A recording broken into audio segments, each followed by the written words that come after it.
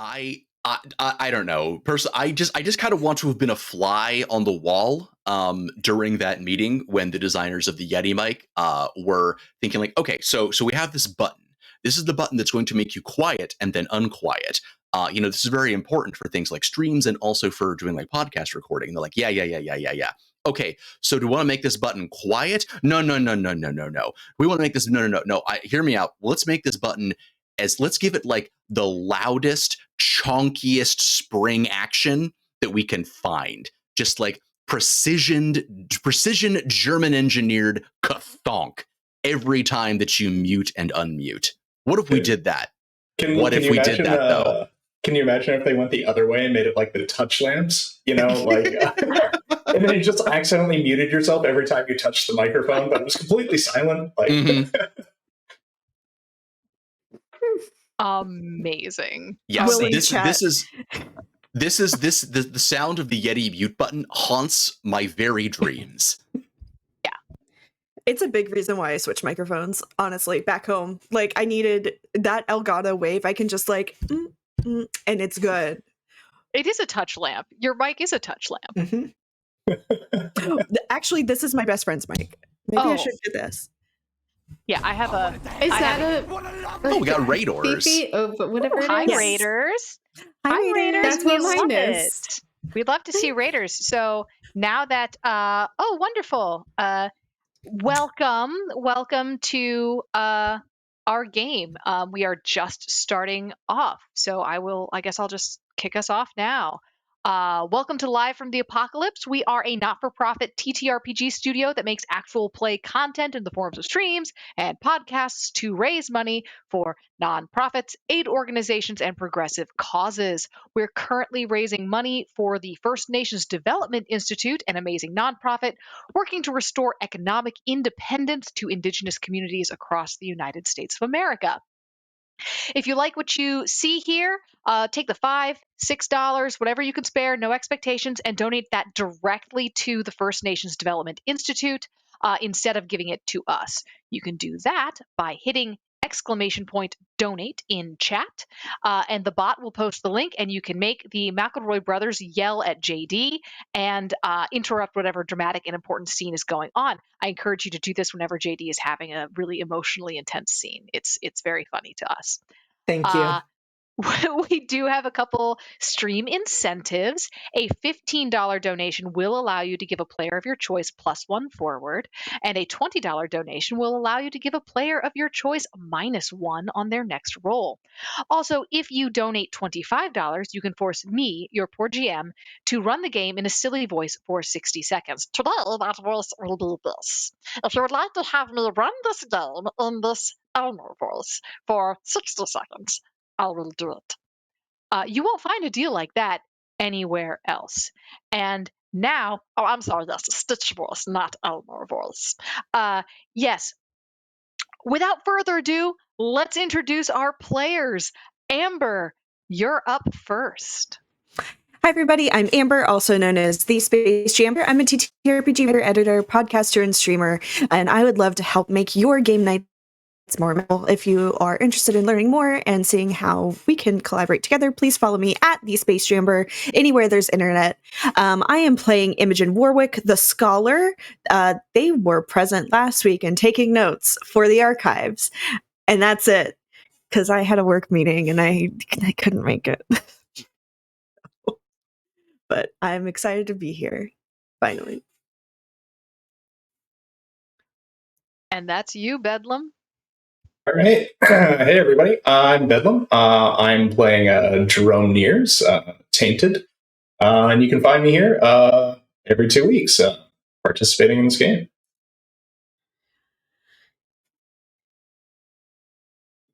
And that brings us over to Brendan.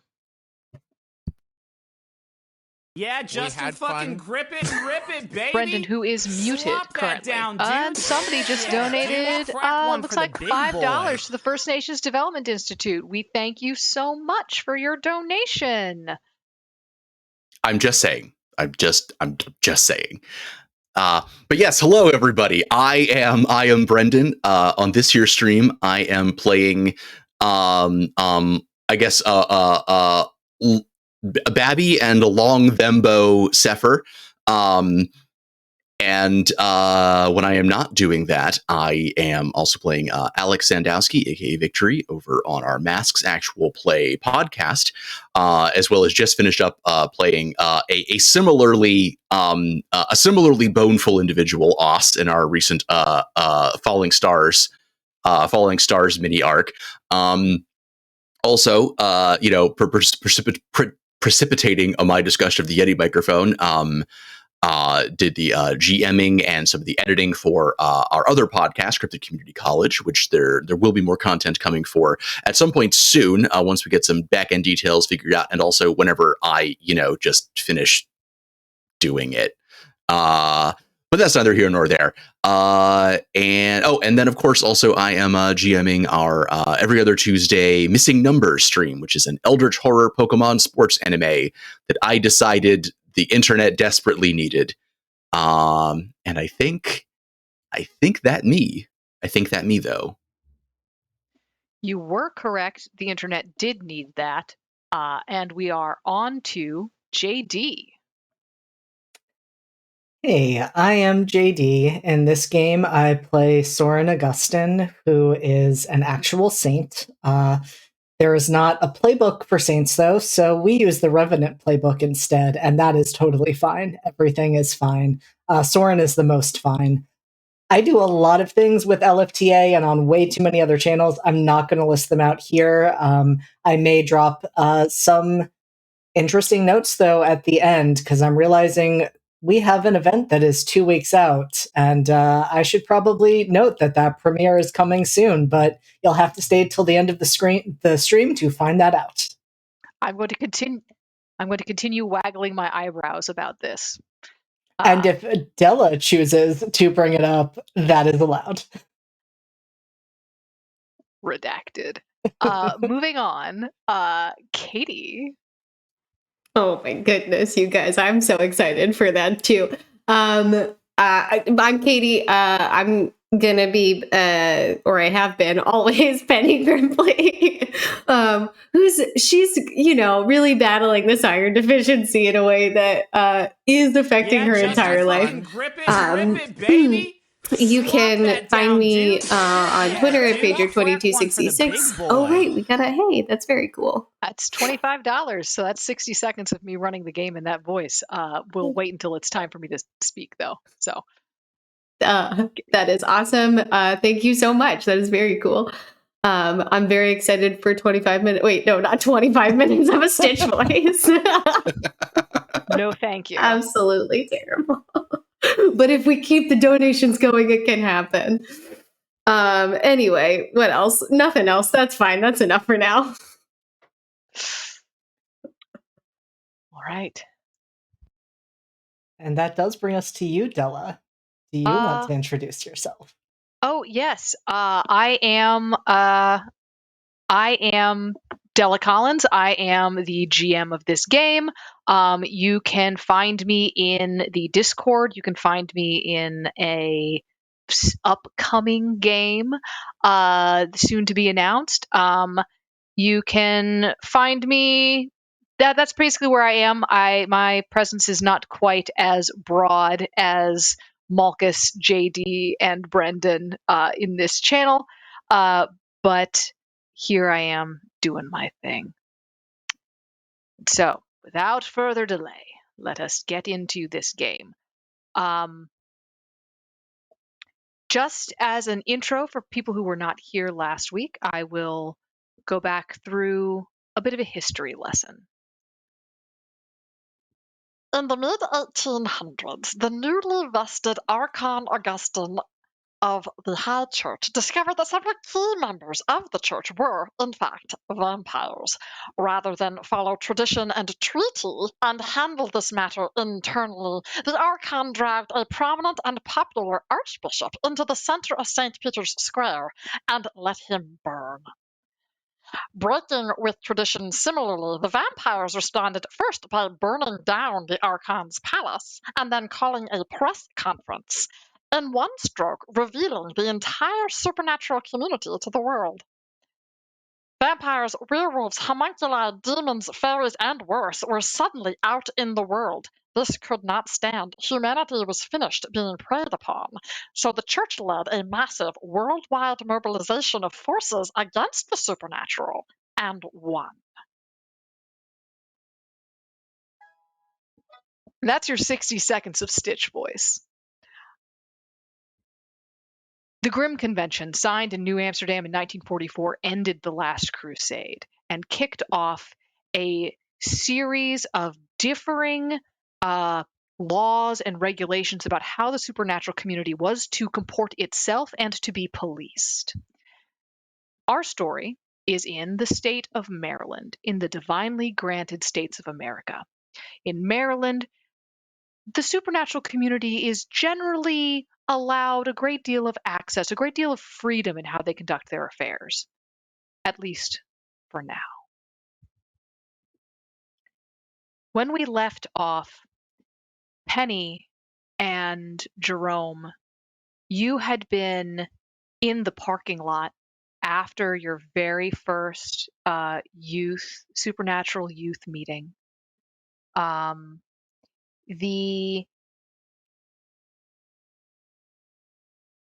Penny, you had just expressed to Jerome how much trouble you've been having sleeping. And Jerome, Yeah. you had agreed that you could get Penny something to help her sleep. Yep, absolutely. This kicked off Penny's intimacy move. Can you remind us of what your intimacy move is for the Oracle? Absolutely. My intimacy move is when I share a moment of intimacy, physical or emotional, with another person, I gain a specific and clear vision about that person's future. I can ask up to 3 questions about the vision and mark corruption for each. Beautiful. So in this moment, you're crying in relief, like promised relief. And Soren, what are you thinking in this moment while your friend is having a breakdown? You mean Jerome? Jerome, I'm sorry. Sorry. Penny's not gonna have an intimacy moment with me. That's the opposite of what she wants. No. Absolutely not. Absolutely not. No. I mean, Jerome is well, Jerome's definitely curious what Penny's like going through. She's always so like upbeat and like overflowingly optimistic about everything that to get herself into such a state. And he's like kind of wondering like, yeah, what could possibly be going on in her life right now that would cause this. So he's doing what he knows. He's doing what he can. But yeah, like what's going on, Penny? I have another question. Just out of curiosity for you two. You guys have been friends for a while. Penny, would you have shown her, or would she have seen your demon form? No, I don't think so. I don't think we've been in a scenario before where that would. In fact, I'm not sure if Jerome if that has ever triggered yet in Jerome's life, because he's still pretty young and he hasn't been in a scenario where that would happen. Okay. I think that's the scene that we had with MJ, the student who got taken away, who had the thaumaturgical episode. Like that seems like it would have been one of those cases, but because he was blipped into a void, he never ended up being under that pressure where his demon form came out. So I'd say no, not yet. Penny, earlier in the day, you had a vision involving. You've had a lot of visions today. It's been hitting you a lot. So when you feel this kind of coming on, it's a little bit. It's a little bit like, oh fuck, not again. Yeah, it's Penny's very bad day of vision. Yeah. But this one doesn't feel like the one that overwhelmed you when Soren touched you. This one doesn't feel like that overwhelming dread and like physiological panic, that feeling like your heart was stuck between beats, is not there. This feels a lot more like when you had that vision in the hallway with John Snipe, where you were in control of yourself and in control of the vision, and kind of like the vision was happening, but you were still you. And here you see in this kind of like, it's almost like the way you see a really strong memory more than like the way you see a movie. So it's very much you are seeing, but you are in that kind of state. You know that you are standing in the parking lot with Jerome. And you see in your mind Jerome's demon form. And in the same way of remembering a dream, you know it's Jerome's demon form, but you don't really know what that looks like. So it's just this haze. But you know this is Jerome in his demon form. And you see another demon standing next to him, another tainted standing next to him. All shining black feathers, face obscured. Jerome has his arm held out and is bleeding into a cup, a wooden cup. And the other demon is weeping into a cup. And that demon's tears are blood and motor oil. They're standing in front of an altar made of stone and felled trees, and like not wood, but like stumps, like a slab of stone standing on two big stumps of trees. And on the altar is an ivory and gold reliquary, and in the center is a bird skull. And as these demons are bleeding before this altar, something starts to come through. And it's over.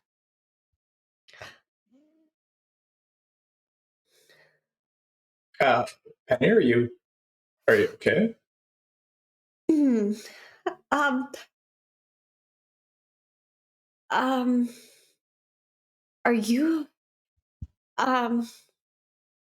Are you hurt right now? Are your arms okay? What? Is there Penny's gonna just like look around really quickly and make sure that no one else is here? I'm fine. Are you, what's going on? It's Like, you need to sit down. Is there like a bench or something out here? We're out front of the church, right? There's probably a bench or something. Like, Yeah, do you need to? Yeah. Yeah, there's a bench. Yeah. No, we can sit. But you probably should sit too, right? You should sit, and I'll sit, and we'll sit together. Okay. All right. You were very pale. Do you need anything? Iron, probably. She's got that Tupperware full of chicken livers. Oh, good God! You could have God's own iron supplement. There might be a helmeted guinea fowl liver in there. Yes, that's true. Still not really sure how that happened, but probably in there. Yeah. Oh, truly insane. Yeah. I'm sorry, Jerome. Things have just been so strange for me recently.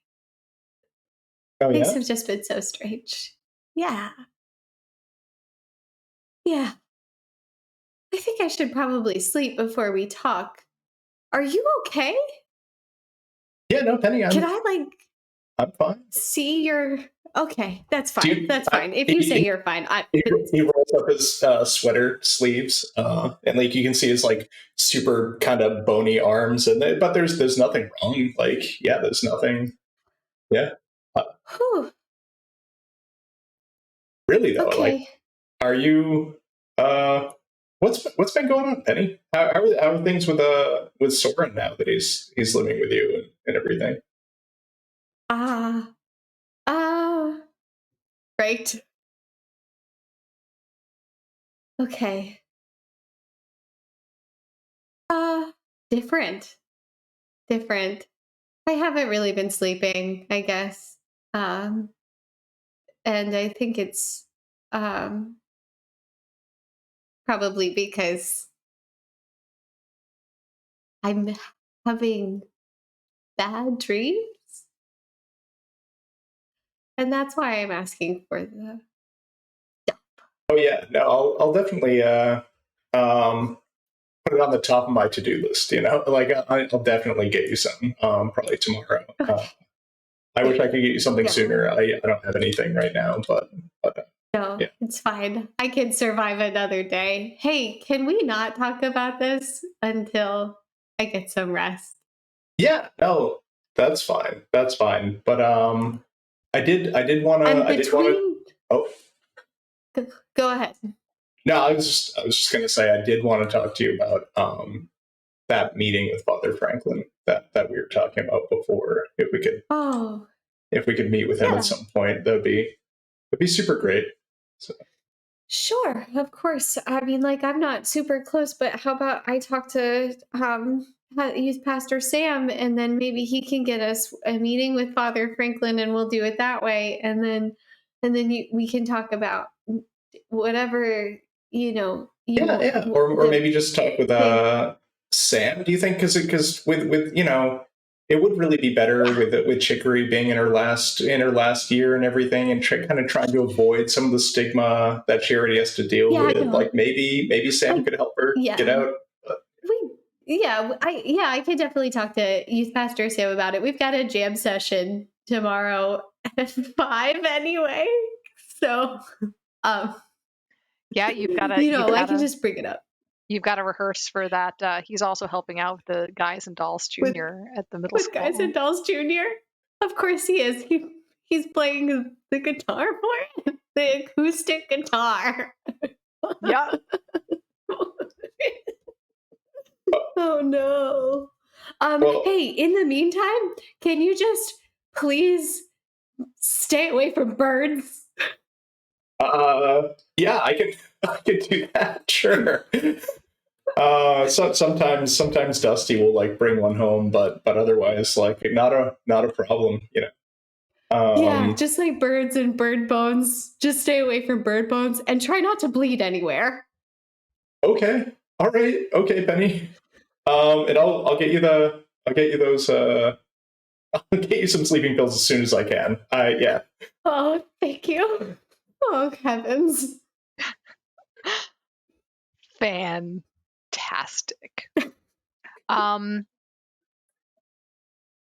So your parents all kind of come by to pick you up. Does anybody else have anything they wanted to do sort of at the end of this? Soren or Sefer? Okay. Everybody's parents come to pick them up. Sister Marie comes to pick you up, Sefer, and is very much like, I haven't forgotten. I haven't forgotten what you said about the snake pit. We're still going to have that conversation. I don't remember what are you talking about, Mom? When were you there? I honestly so let me tell you about what happened at youth group.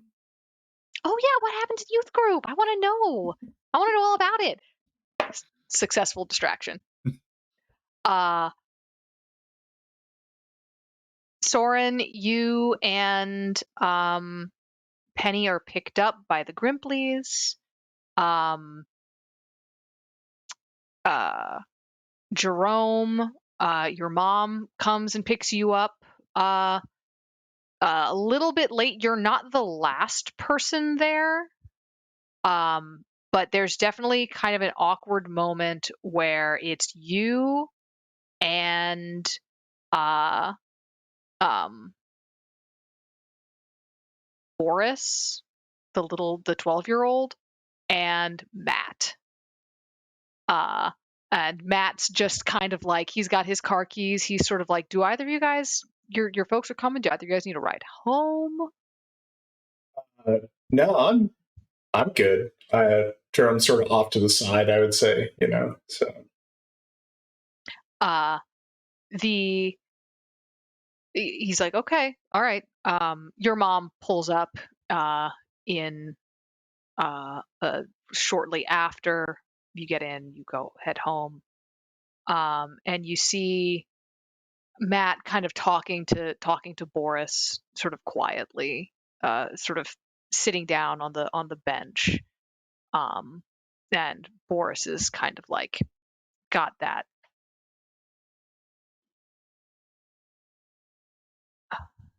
If you've ever seen a kid get really disappointed, but they expected to be disappointed, that's the look on this kid's face. Um, was I able to hear anything before getting in the car that might give me any context there? I'll let you roll for that. You can roll to figure someone out. Uh, if you want to try to figure out what's happening between these two people, or if you want to actually hear their conversation, I will allow you to roll let it out and extend your senses, but you will almost certainly have to roll a corruption. Yeah. It's not that important. Plus, at least for the moment, Jerome is a little reserved when it comes to that because he hasn't really let it out so much before. So I'm going to say I'll do a quick roll for figuring it out with mind. Oh, go on. Yeah, I would also let you roll with mortality to find out more specifically about Matt, to read Matt and his plate, to sort of know Matt's place in the city.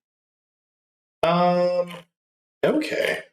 I had already started rolling against mind, so I guess I'll just go with that. Probably if I wanted to metagame more, it would have been better for me to do mortality, but I'm gonna stick with it. So I did roll a 9, but I have -1 to mind. That's an 8. That's still a hit. So you can ask 2 questions from the list. Yep. I'm gonna say, what is Matt hoping to get from Boris? In my perception here.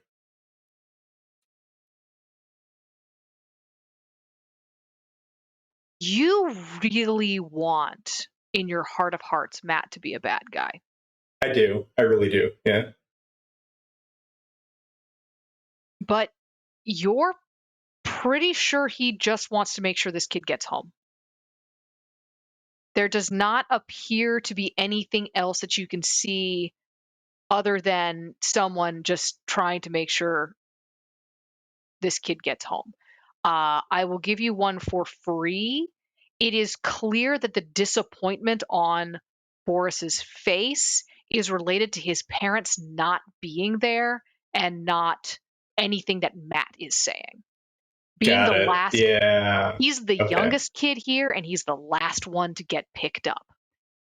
And this has happened before, probably. Okay. All right. And you said I had 2 questions? Yes, you have one more question. Oh, then in true Jerome fashion, how could I put Boris in my debt?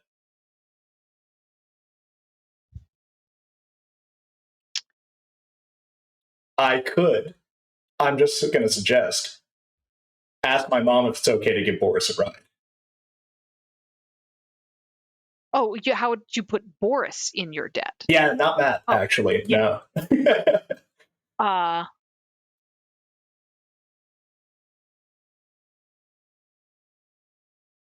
Yeah, actually giving him a ride, having your mom give him a ride home would actually probably at least a little bit. Even if that doesn't put him in your debt, it would at least open the door for future deals to be made. You get the impression that just giving him a ride once would probably not be enough to score a debt. You are children. He need you. This is like it would be hard to pull on that debt. All right. So would it be so if I would just actually offer to give him a ride home just because, like to start opening the door, would I be able to hold that question for later then? For how I could actually put him in my debt? You're pretty sure you could actually get him in your debt by consistently offering rides home. Okay, yeah, there we go. All right. Yeah, but if you doing it once probably won't do it, but if you just say, "Hey, we can do this," you can do that. Hey, Mom, hold on. Sure. Can we get can we give him a ride? Can we get he kind of who? Oh, the little nods his head toward it looks like he might not have a ride home.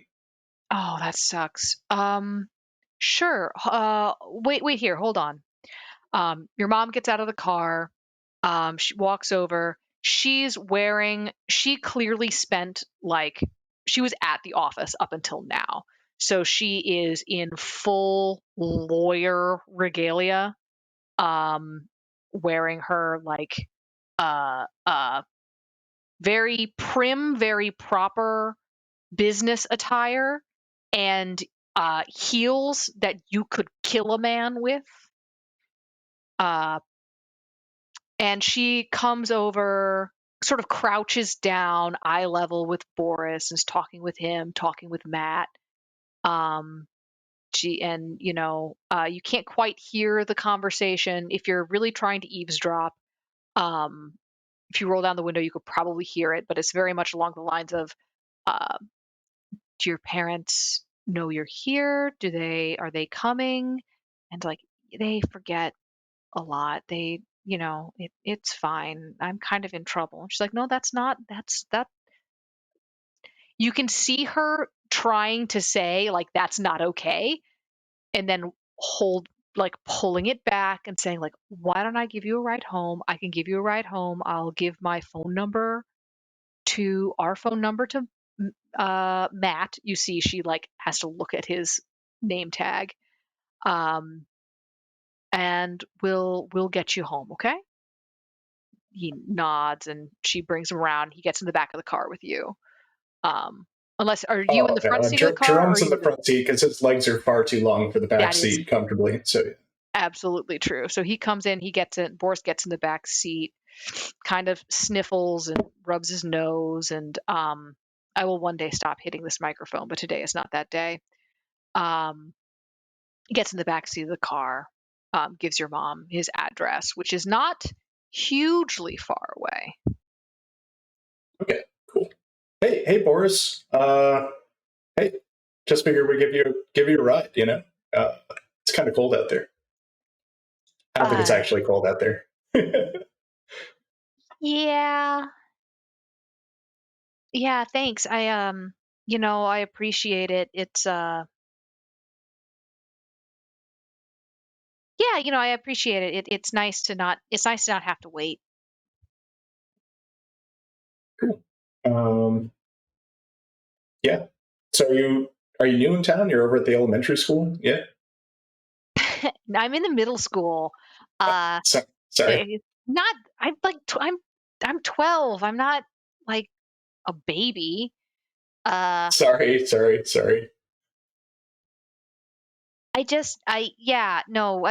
We've lived here for a while. We've lived here, for a while. You're a couple grades above me, so. Cool. All right. Well, maybe I'll see you at in high school in a couple of years, right? So awesome. Oh yeah, are you a freshman? Yeah, just starting. It's pretty cool so far. Nice. That's really cool. He chats with you about high school, about middle school. Anytime the conversation drifts towards something about home life or something like that, he sort of turns it away. He either deflects or just goes silent for a minute and fully says something completely different, changes the subject. Your mom goes and drops him off in a. I kind of want to know, what does Jerome kind of expect this kid's house to look like? How's he dressed? He's dressed. He's actually wearing a private school uniform. He's wearing the uniform of a local private middle school. All right. Then Jerome half expects there to be a gate out front of the house, maybe. Certainly something either brick or stone and relatively impressive, maybe. So yeah. You find yourself pulling up in front of it doesn't have a gate, but it has the suburban equivalent. It has that like intimation of a gate where it has those like big pillars on the sides of the driveway, but it's still in a cul-de-sac with a bunch of houses around it. But yeah, it is a proper McMansion. The lights are off downstairs, but there's some on upstairs. And Boris gets out of the car, says, "Thank you, Mrs. Jerome. Thank you, Jerome. I'll see you guys. I'll see you next week, I guess." All right. Nice to meet you, Boris. Does Jerome see a car in the driveway? Yes, there is. You see 2 cars in the driveway. Oh, that sucks. Okay, all right. Yeah. Yep. Yep, and he runs up, punches a little code into a thing, and your mom waits until she sees him go inside the house. She's does that with all of your friends. She punches a little code into a keypad, and the garage door opens and he disappears inside.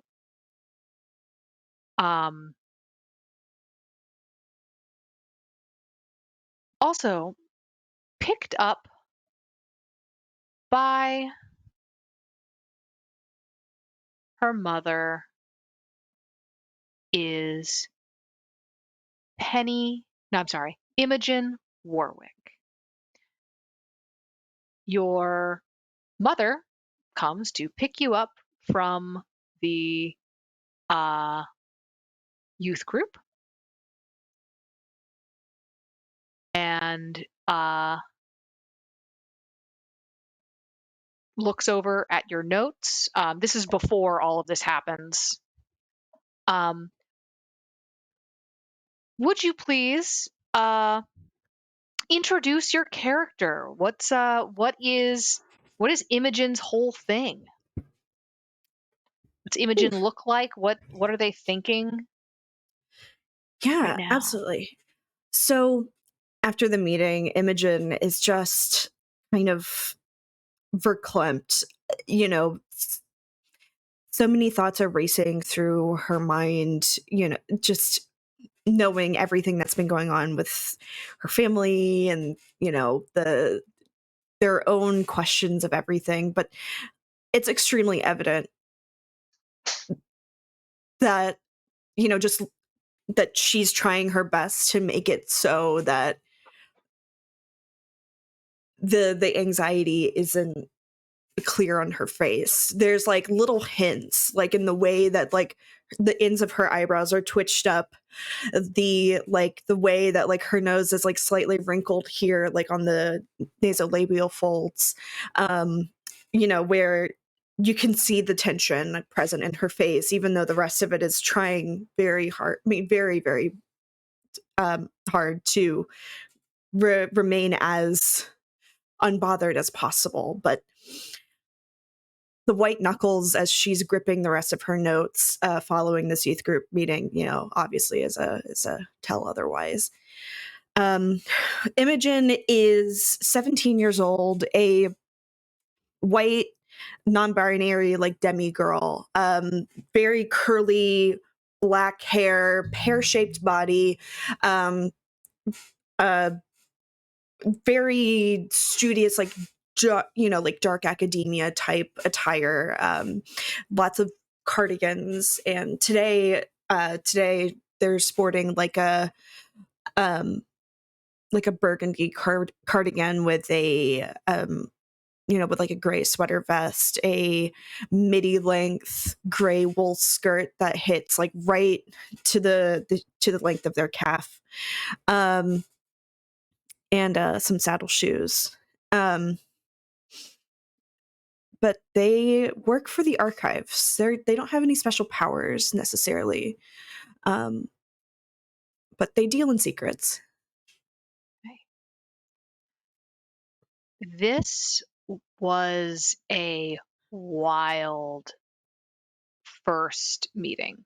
Oh, for sure. First of all, you saw,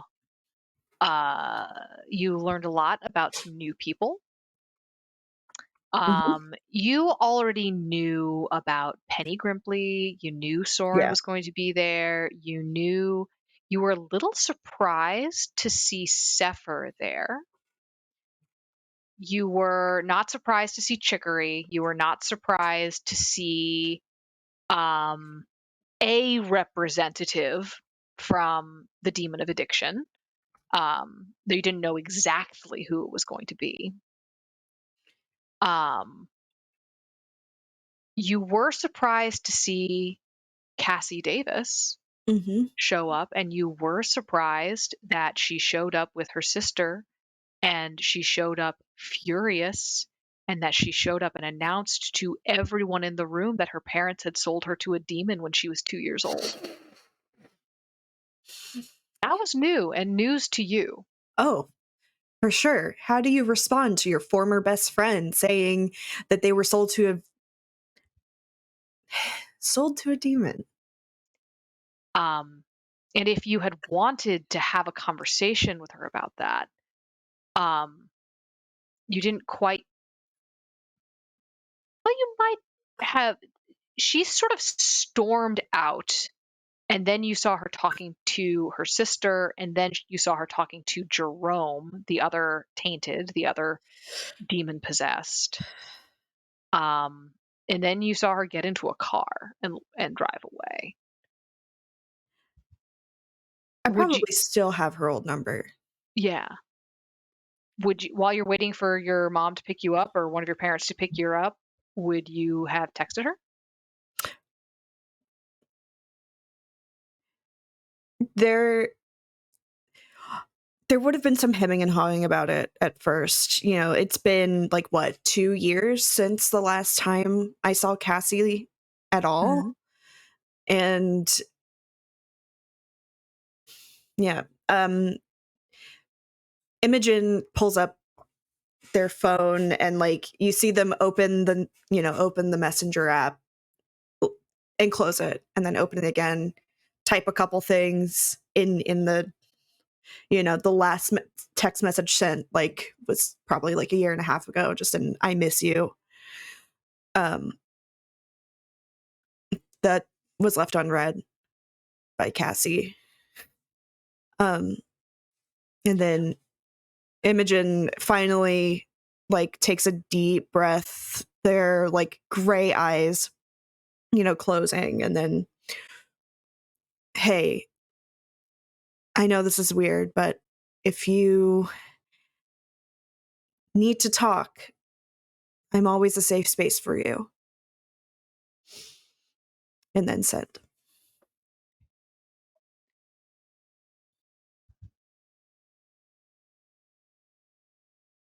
You see Cassie is typing. You see the little dot, dot, dot show up. It goes away. Shows up, it goes away. And about maybe like 5-10 minutes later, like long enough that you're like, yeah, she's not going to respond. You get a message back just saying, "It was really good to see you, and I'm sorry I'm messy.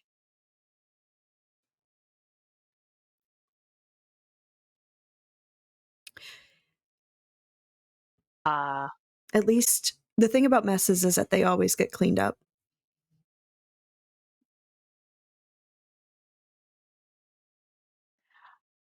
I think from that you get like a little like laugh cry emoji and like a scrubbing brush emoji, and like that's what you get from that, is like just kind of like haha acknowledged. Yeah. And your mom pulls up, which is maybe a little surprising. You probably thought it was going to be your dad. Oh yeah, definitely. Well, I imagine he doesn't really want to show his face around here right now, given everything over the last couple years. Yeah. Given everything over the last couple years, why don't you give us a fact about Imogen's world? Over the last 2 years, Imogen has had an ultimate crisis of faith, which is difficult given her mother's high place in the church, her matrilineal line's entire high place in the church. But her father, a former archivist, has been deemed a heretic and has been excommunicated. And unfortunately for Imogen, they take far more after their father than they do their mother.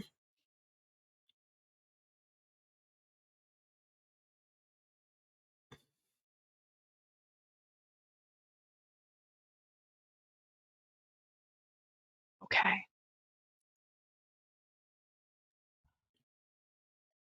As you get, can you also tell me who among this crew of people, among these, the PCs, who do you trust the least?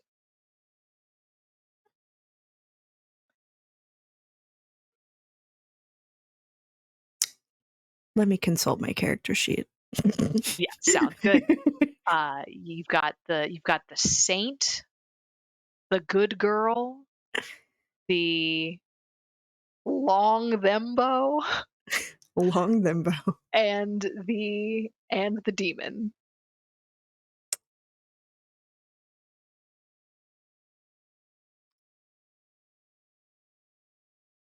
I'm gonna go with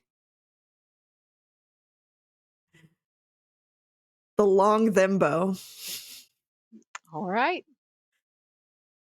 Okay. You trust Sefer the least. Mm-hmm.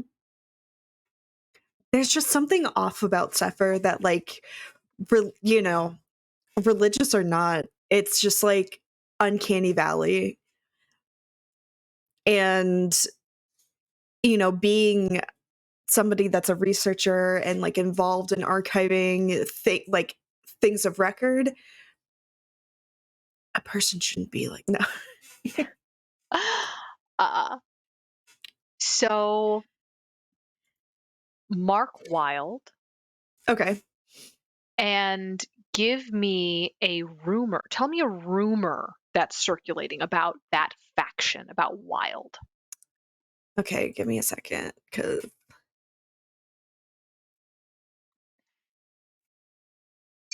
okay, Mark Wild. When you say Mark Wild, on your character sheet, underneath you have your stats and your factions. Mm-hmm. So there should be a little box next to the name of each faction. This is Ah. how you track XP. You don't get XP when you fail a roll. You don't get you get XP from faction moves. Okay. Which are and this is one of these faction moves, is setting up rumors. Oh, okay. All right. Good. Thank you. All right. So a rumor.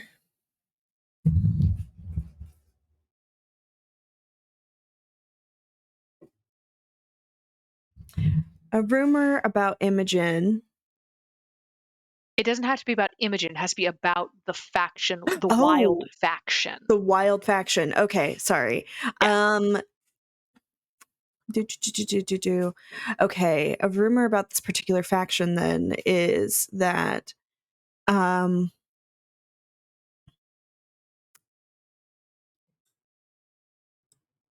this particular faction probably isn't actually as wild as its name would suggest. That its meetings are held quietly, in secret, in hushed tones, and ensuring that as few people as possible actually find out what they're about. Keeps that wild card going if things are done in secret. Okay. So there is a secretive and legalistic side of the wild faction that is meeting. Okay. Got it. So you get into the car with your mother, and Aura is sort of gripping the steering wheel. You don't see a lot of tension in Mm-hmm. her, except in her thumbs, where her thumbs on the steering wheel are pressed into the leather of the steering wheel. Mm-hmm. And she says, "So, how was it?"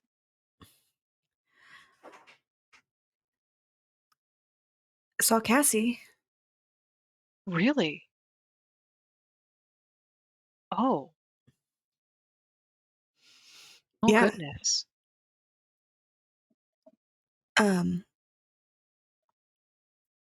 I don't know. She looks great, but tour life will do that to you, I suppose. She's got people there to make sure she looks great all the time, right? Yeah. Yeah.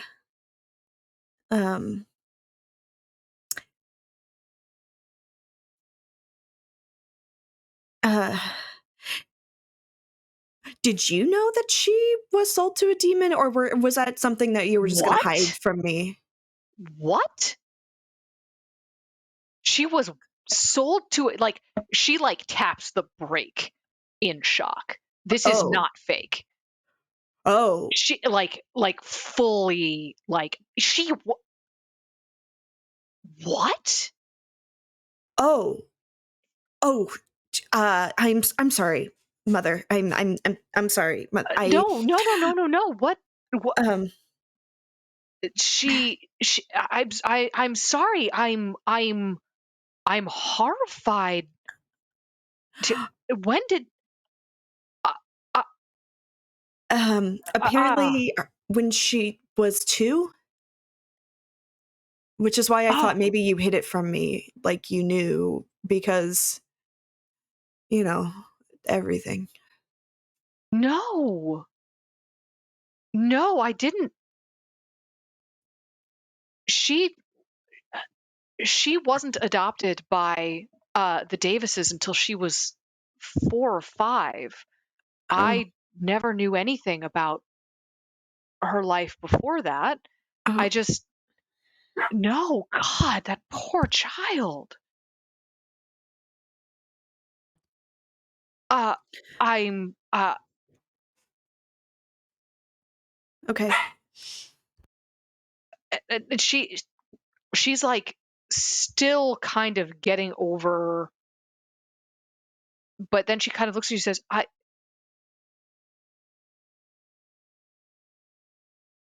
why would I have hidden that from you? I mean,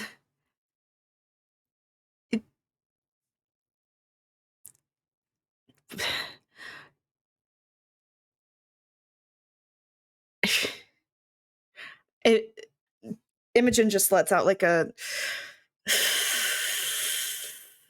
I mean, your role in the, I mean, if, I mean, I imagine it would not look good for your career if your daughter, associated with demons like that, or demon affiliated people like that.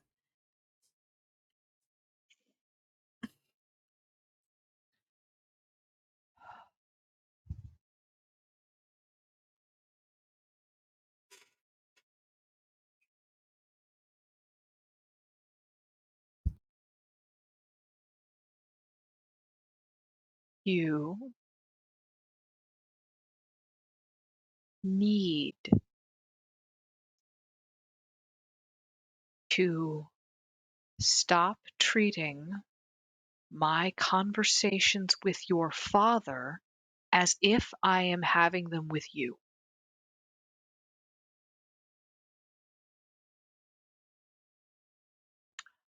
Of course, Mother.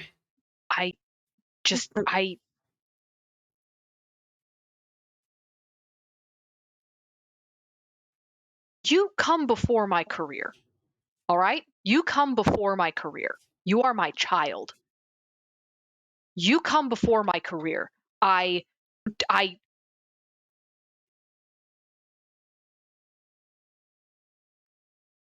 am horrified to hear about what has been done to Cassie,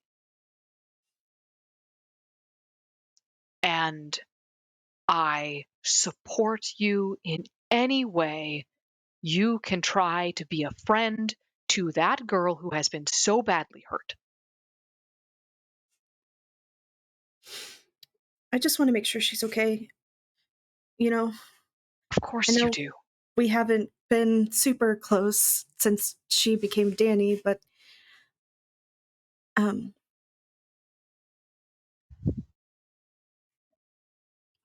yeah.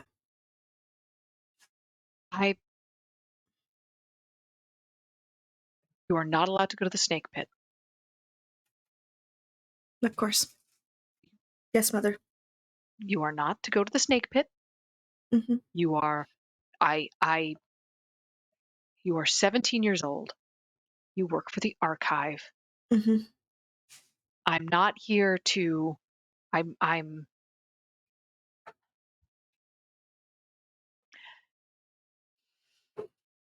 do what you can to support your friend.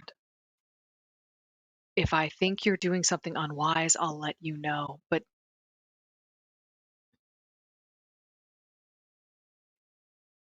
you are becoming an adult.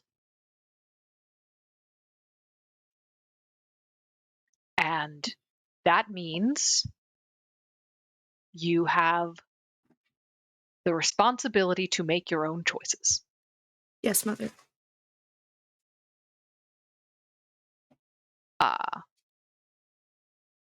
And I imagine the rest of the drive is kind of in silence. Yeah. As you're at home typing back up your notes, what I'd like you to do is, because you weren't present, Mm-hmm. what I'd like you to do is actually roll with mortality. Okay. Because what I'm asking you to do here is basically what I'm asking you to do is investigate a place of power to determine what type of stuff ends up in your notes. Of course. Hold on 1 second. She's going to be super mad if I stop petting her. So give me. I understand once Bazooka decides to come in here, that will be a similar issue. Ray, can I roll these dice? Am I allowed? Never. Oh, well, this is a bad roll. That is hold on. That is a 5. 5. Okay.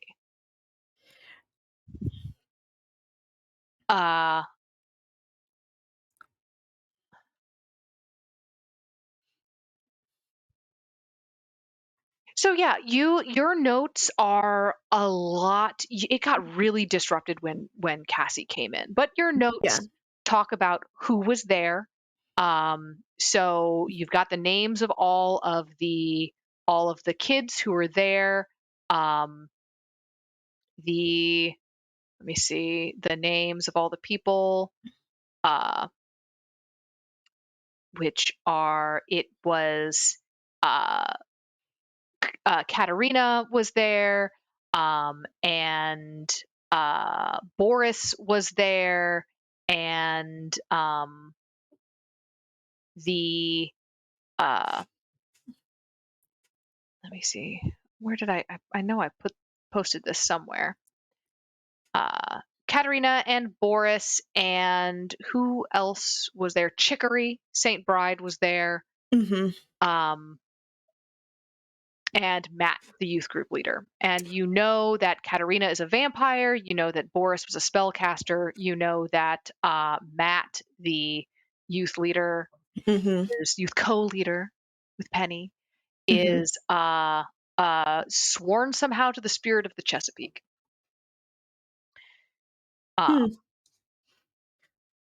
As somebody from Virginia Beach, I'm like, that's just Amber's little fascination.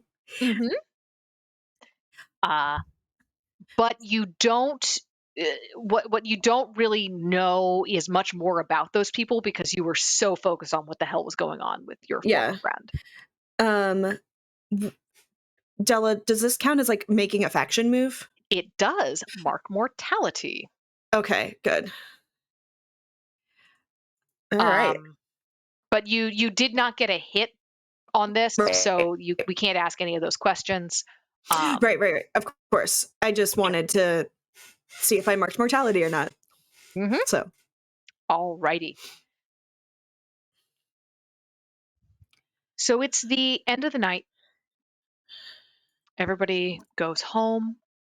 I imagine Penny tries to go to bed as soon as possible, just not trying to talk to anybody. No. How about you, Soren? Soren also goes to his room as quickly as is possible, even if that's a bit out of character for him. He goes up to his room. He goes to his closet. Inside the closet, there are a number of shirts hung up. There is a suitcase on the floor. And there is a lockbox, which ostensibly is to hold his testosterone and keep that away from the rest of the kids in the house. But when he punches in the code to the lockbox, there are a handful of envelopes that he takes out, holds in his hand, looks at, and then decides that he does not want to taint the memories associated with the letters inside with the mood that he is in right now. And so he puts those back in the lockbox, closes that up, and instead he reaches for essentially a pile of his new stoles, the ones that now have the image of claws and teeth on them. And these are ones he has not worn yet, and he does not actually typically wear them because of what happens when he does. And he drapes that over his shoulders, picks up his rosary, and kneels down in the center of his room to pray.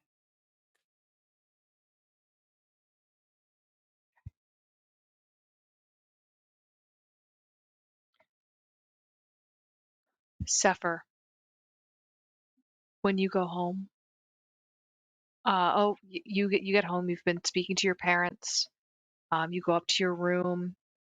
Your heretical microwave is still strewn across your workbench. Your father, God, what's his name? Father Chapek. Father Chapek.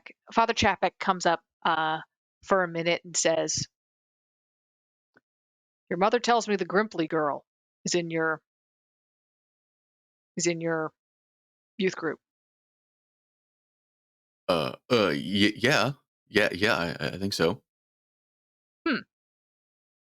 What's she like? Is she a fascist cog in a dictatorial machine? I don't. I mean, I don't know that I think so. I don't know. She seems nice. I think she kind of doesn't like have a lot of iron. It's kind of why I asked mom to like boil up all those galliform livers. Um, You gave boiled chicken livers to a girl? y- yeah, was that? I mean, she seems like she needs more iron than she's getting. Um, just from like a biochemical context. He's just like holding back laughter, like, oh, buddy.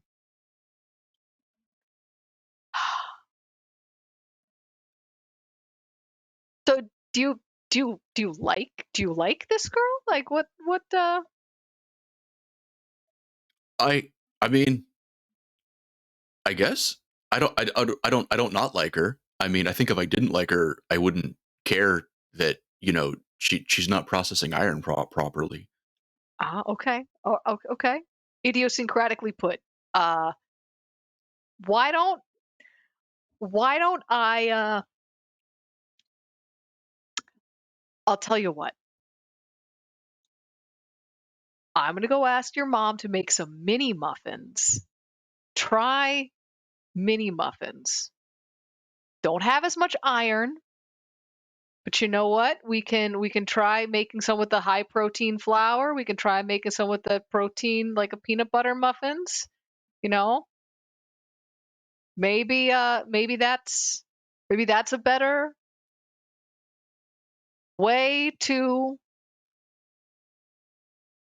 show interest, show, you know? I mean, I'm a little I'm I'm a little concerned at the loss of efficiency, but like, I mean, I think, I guess maybe if she's more likely to eat these, then I guess that probably makes it more likely then that it'll actually help. But like, no, wait, hang on, wait a second. No, wait, hang on. No, oh, no, wait, no, you think I like want to like date her? Like, no, ew, no, gross. Okay, all right. I'm just, all right. I'm just saying, it's not every person that you're boiling chicken livers for. That's not something you just do for anybody, right? I mean, I don't know. This if I think they've got an iron deficiency, maybe. Okay. Yeah. I'm just teasing. I'm just teasing you. You're fine. You're fine. Uh, do uh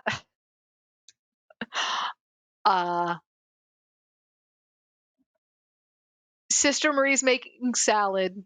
Would you like to go put the craisins on? I know you like to make sure they have an exact distribution. I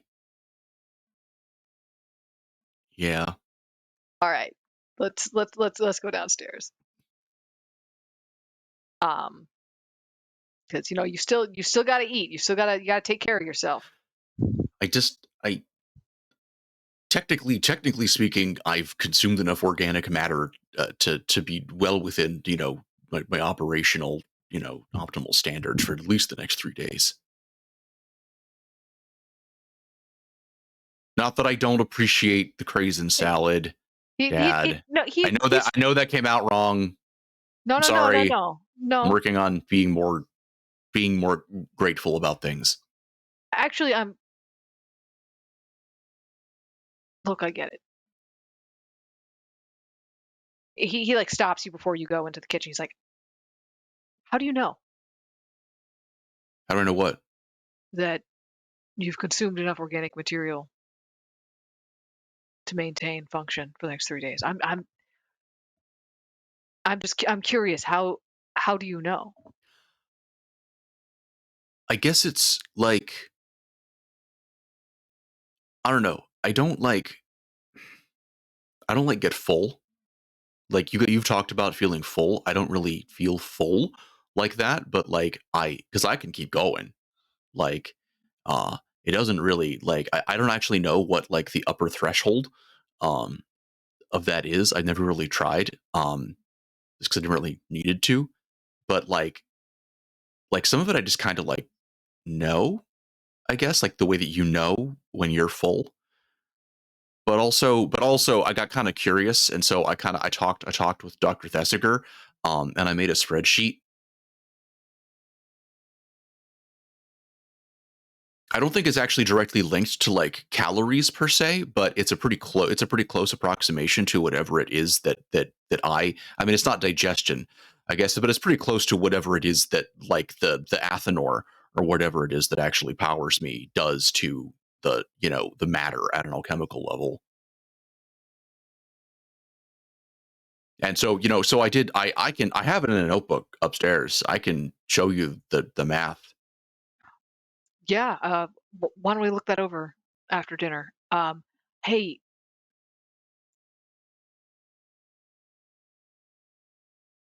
don't do a starvation test.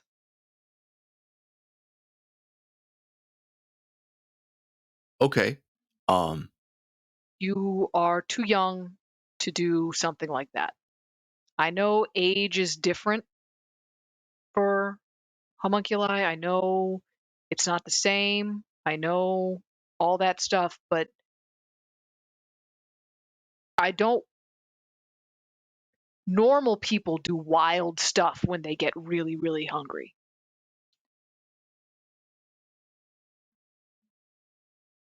I don't want you to, in the interest of science, accidentally give people a reason to be scared.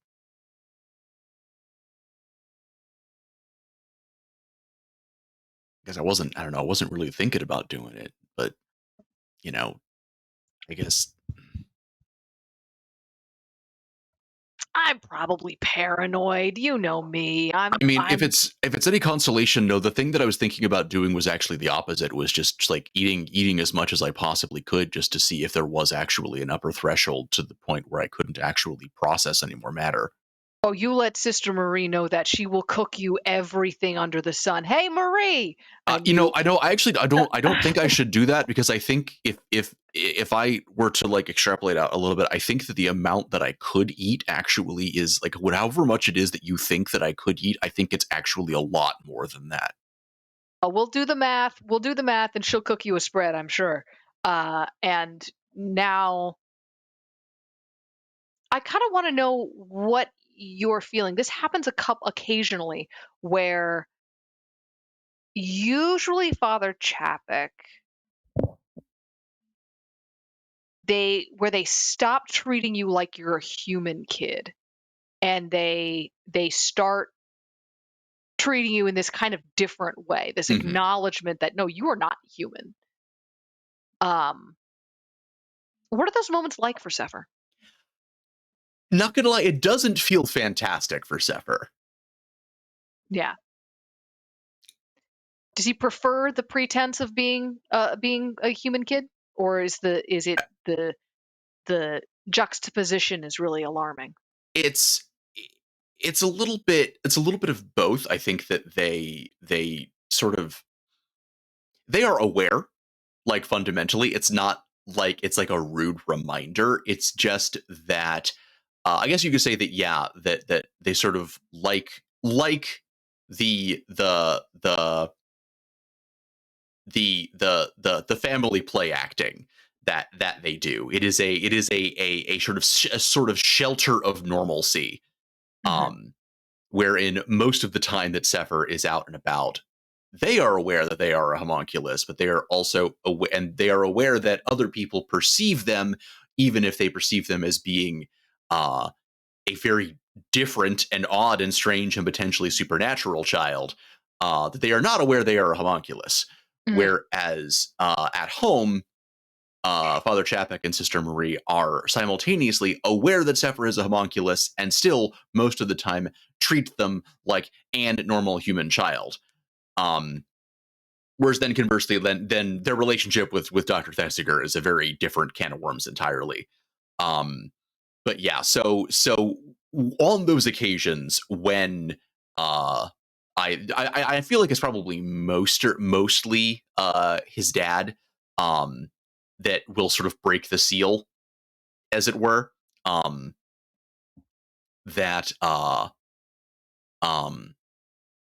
those are moments that are a little bit uncomfortable for Sefer. Okay. So you have this kind of uncomfortable moment. Then you go downstairs and you have dinner, and your your mom is uh sort of chit-chatting, about what sort of went on that day at the convent. Father Chapek is sort of talks about all the the other work that they're doing in the community. He's in a fight with the somebody who's trying to put together a community garden. And they're having a really, really personal fight over the location of the raised beds. Yeah, sounds right. This sounds deeply accurate. Yeah, there's just, everybody agrees that there should be a community garden, but nobody can agree how to run it. And Father Chapek has a capital O opinion about this. To the best of your knowledge, he's never gardened in his life. And we sort of see briefly into the homes of all of these kids. We pull back, the camera pulls back as the moon gets to be high in the sky. And in the backyard of the Grimpley's house, a little werewolf puppy comes rocketing out the back door and runs up a play yard and up top into the little play yard tower, up the slide he runs, and he lets out a howl. And that's where we're going to take our first break. And we will be back in about 10 minutes. Don't go away. We will return. Bring us in. It is it's important to maintain optimal hydration and caffeination ratios. Yes, exactly. Especially for a daytime game, that's becomes very important. I mean, you say especially for a daytime game, but as I say in the call immediately before Missing Numbers goes live, I'm got energy. I sit down for the call before Missing Numbers, immediately go, okay, fuck, I'm gonna go to sleep now. All right, good night. All right, energy done, energy gone. Good night, everybody. Good stream. The adrenaline crash punches you right in the back every time. Every fucking time. Speaking of an adrenaline crash, no, I don't think anybody is. Speaking of an adrenaline crash, Penny, you finally sleep. Yeah, that's what I was gonna say. Yeah. I was like, well, there's one person with a ton of adrenaline right now. Yeah, she's existing entirely off of adrenaline because she's not sleeping.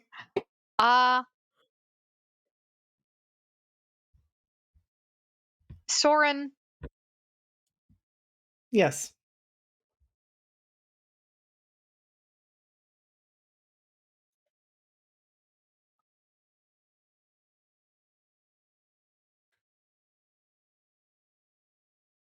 Let me see your character sheet for a second. Love that. Love that for me.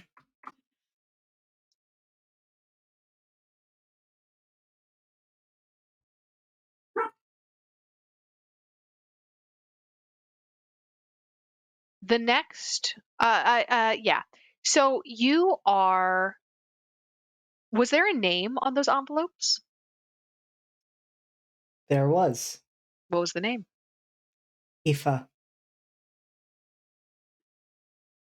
The next morning, you go downstairs, and sitting at your place at the table, the morning is you've actually probably developed the habit of getting up a little bit early, partially because it just doesn't seem like you need sleep as Wondered about much that. Interesting. anymore. And partially because while everyone else is asleep is pretty much the only times this household is silent. From having gone from a house that is very quiet, just not a whole lot of anything really, to this house that is constant chaos. It's loving chaos, but constant chaos. It is a little jarring. So this is your moment for quiet. And you see at you and Penny both kind of skipped dinner and like waved it off with like, oh, there was food at the thing. You both kind of covered for one another on that of like, oh yes, there was definitely plenty of food there. We didn't just eat Ritz Bits and donuts. We're teenagers. It's fine. Teenagers. I It's was going fine. to say, you say that like Soren even eats donuts. He subsists on salads. You gotta eat more than salad. Subsist on sadness? Oh, I thought you said sadness. I was like, I mean, oh. that too. You're not wrong. That is even less of a lie. Accurate. 100% accurate. You both ate boiled liver. You're fine. We 100% did. Can we make it canon that I put it in the fridge? I don't want it to Yes. get stinky. You absolutely put it in the fridge. I get Penny is the kind of person who will forget everything except to put something in the fridge that needs to be put in the fridge. That is something you got from your mother. I genuinely did not think that this bit would have as long legs as it does. Oh no, Oh boy, we're keeping it up, baby. Never going No, away. we're going to keep up with the boiled chicken livers like through the entire campaign. So let's check in on them in like another 6 months. Yeah. No, this game is Absolutely. about chicken livers now. Good updates. Yeah, actually, like chicken They liver. will slowly get pushed farther and farther back in the refrigerator. Like leftovers will be pushed in front of them, and then they'll be hidden by the milk cartons. The final boss of this game, calling it now as the GM, is It's going to cleaning out be the fridge. Imogen. Imogen is going to find some heretical tome and raise a chicken liver golem. It's going to happen. It was the bird. That was a bird from the vision. That was it. That was it. Oh my goodness. Chicken liver golem. End game. I've spoiled the game for all of you. I'm very sorry, but now we're done. Okay, now.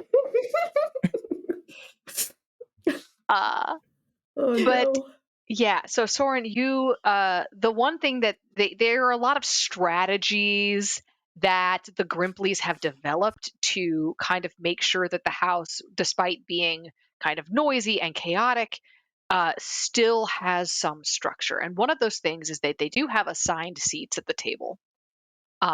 This they found it cuts down on fights between the kids. It cuts down on a lot of other things. So at your assigned seat at the table, the dinner table, is another envelope.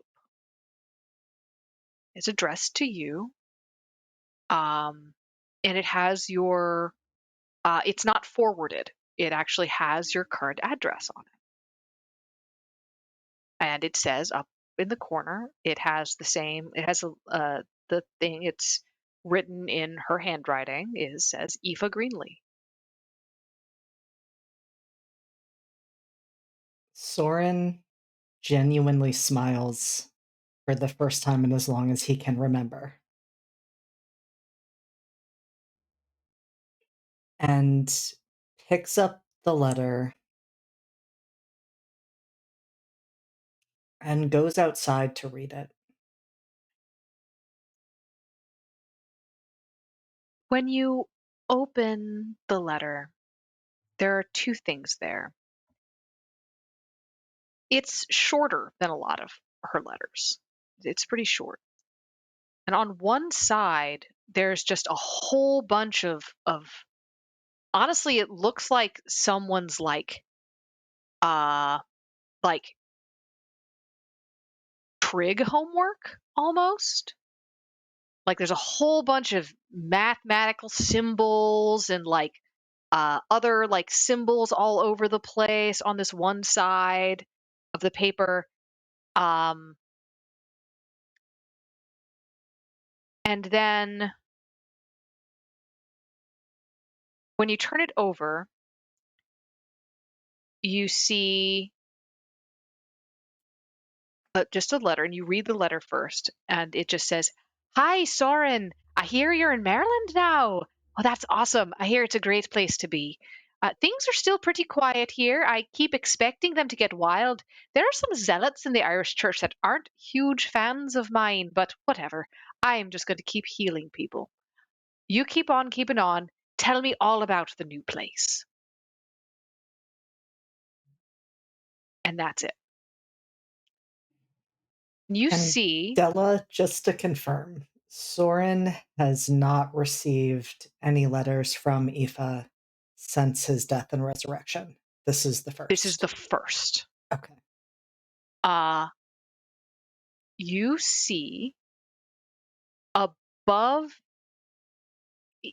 above some of the letters, you see little symbols.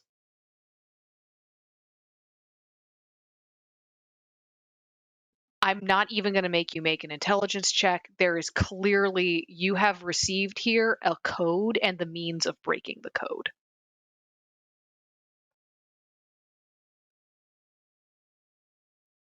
How much time does Soren have before breakfast?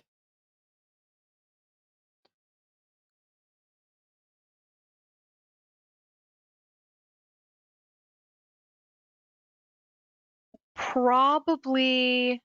Well, how early do you think Soren would have gotten out of bed? Like, is Soren the kind of person who likes to lie in bed for a long time and like relax, or is Soren the kind of person who's like, I'm awake, I'm up, I'm out? I'm awake, I'm up, I'm out. He does not like to be left alone with his thoughts for any length of time. Cool. So yeah, I'm gonna guess that you probably have like an hour and a half. I suspect that ever since your resurrection, you've been waking up earlier and earlier and earlier. In that case, he's going to go back to his room and he's going to sit down and see what he can figure out about this code. You've got. It takes you a little bit, but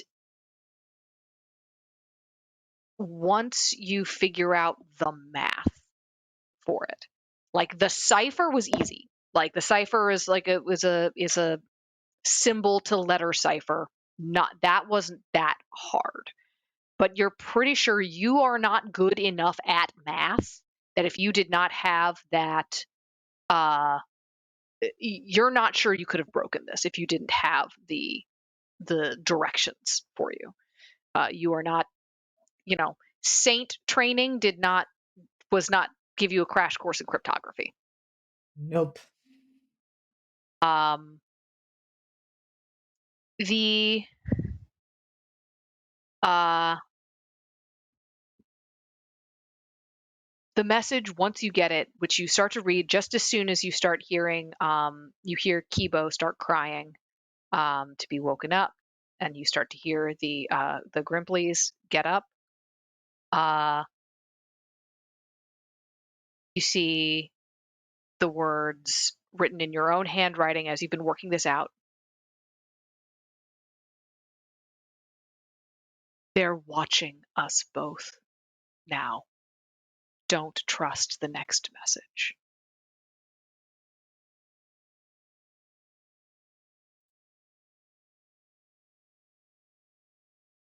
And Soren takes that in and then adds that message to the pile in the lockbox in his closet. Okay.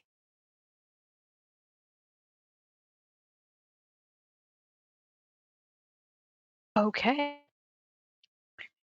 Do you... So let's see. You guys go through... You have your mornings. You go to school.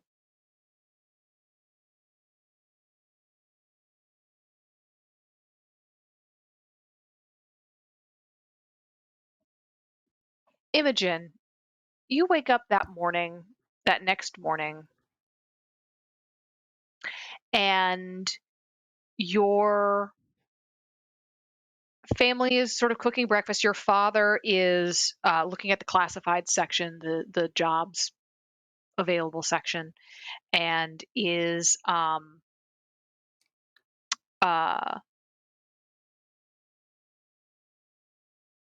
sort of like looks up at you when you come down, says, "Hey, sweetie, how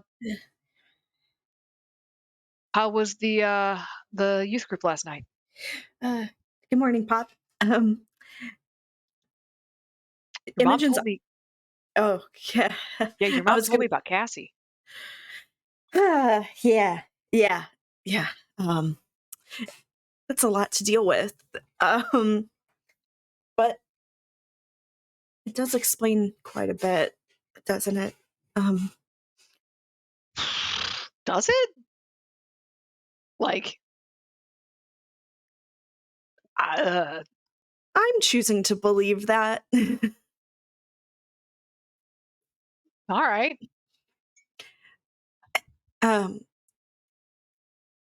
But how are you?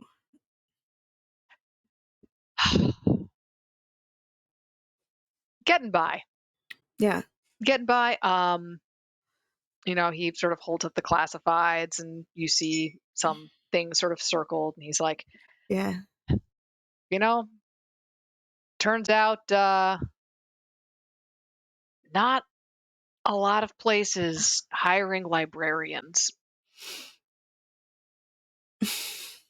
So it looks like I'm going to have to go back and get a PhD, which, you know what I did not want to do?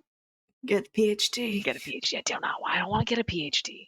No. I want to write a thesis. Ugh. Blah. Well, UMD is a great school. It's a great school. It's a great school. But, yeah, what'd you think of that? What'd you think of your dad being Dr. Warwick? I think that'd be pretty sick as hell. Yeah? I mean, I'm sorry. That would be great, actually. Sorry. She's like, good call. Good call. She's not here, but Best not to get into the habit of it. yeah, it's good idea. So you're going to work tonight, right? Yeah. The archive? Yeah, I got work tonight. I mean, we're close to a discovery. I Yeah. think. Yeah. I think that'd be good. Morale's been down. Just yeah. I think it'll at least get some heat off of the students' backs. You know how the art. You know how he is. Yeah, is Harold still Yeah. being Harold. being Harold? God, what a prick. I'm sorry. What a You can say that. I should. It's a bad habit. All right. Well, I'm proud of you. You keep Thanks. on doing what you got to do. And don't let the bastards grind you down. Can I figure my dad out? Oh yes, of course. Okay. What's my mind? I think it's a 2. Yeah, it's 2. Oh, sick. That's okay. That is an 11 to figure him out. Woo. All right. Yeah. So yeah, you hold 2. What does my dad worry might happen?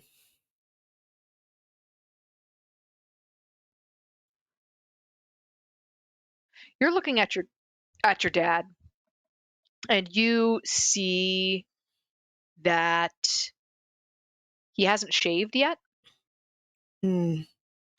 and you see his hair is sticking up on the side in a slightly different way.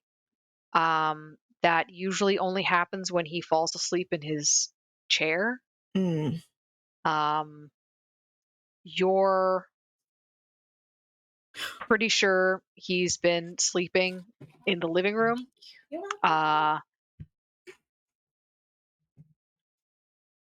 You think he's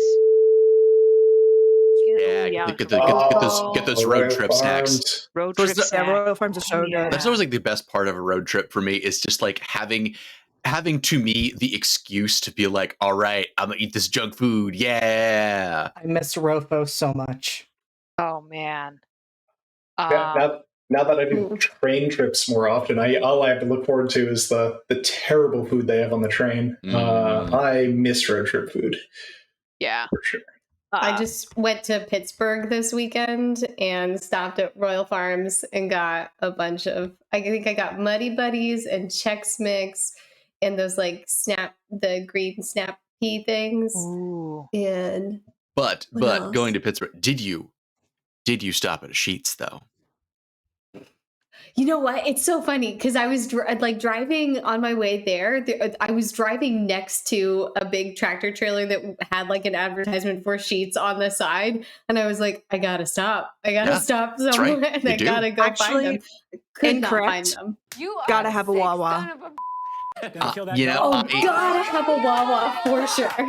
I will confess, don't get me wrong, I think that Wawa's hoagies are quite good. In fact, I am willing to concede that Wawa's hoagies are superior to the hoagies at Sheetz. But I think that Sheetz does basically everything else better. That's a hot take. It is a hot That take. is a hot take. I think It is those are a fighting hot, words, harsh, Brendan. but true take. There it is. Oh. Wow. Controversy on the stream today. Hi, everybody. Oh no. You miss How us? to tell that everyone here is from a very specific part in the Mid-Atlantic Yeah. where you can have Royal Farms, Wawa, and Sheets all Mhm. like Yep. I'm supposed to like Royal Farms best of all of these things, but I like Sheets better too. Suck it. Yeah, that's right. Okay, listen.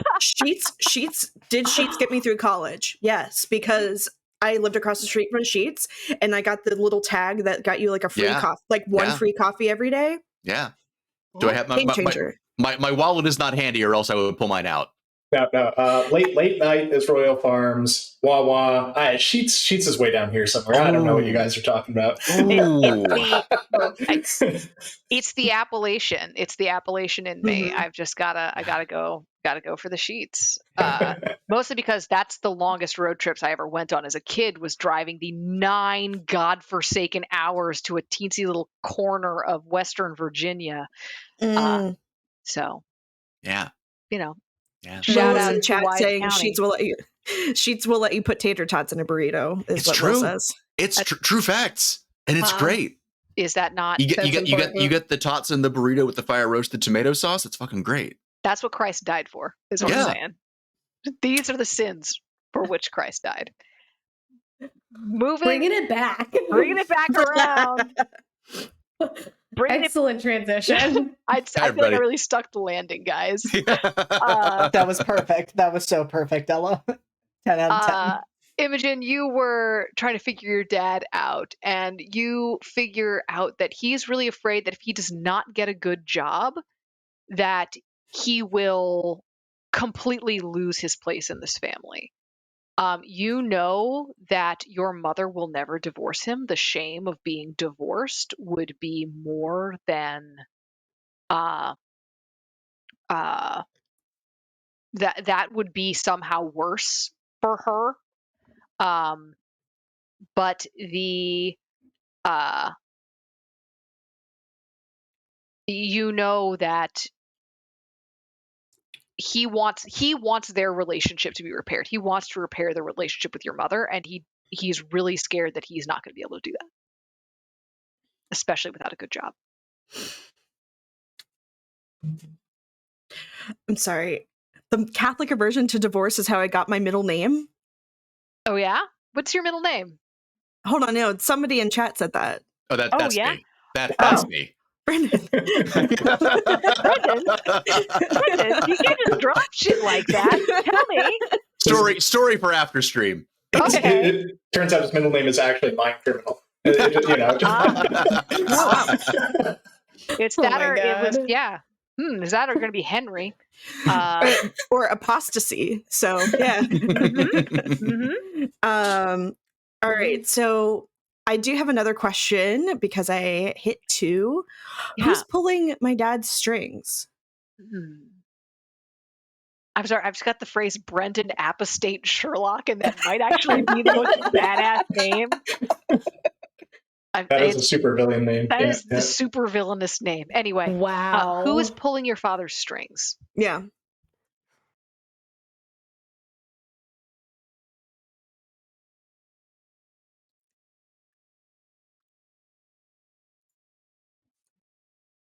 I'm going to be unconventional. I want you to roll a spirit real quick.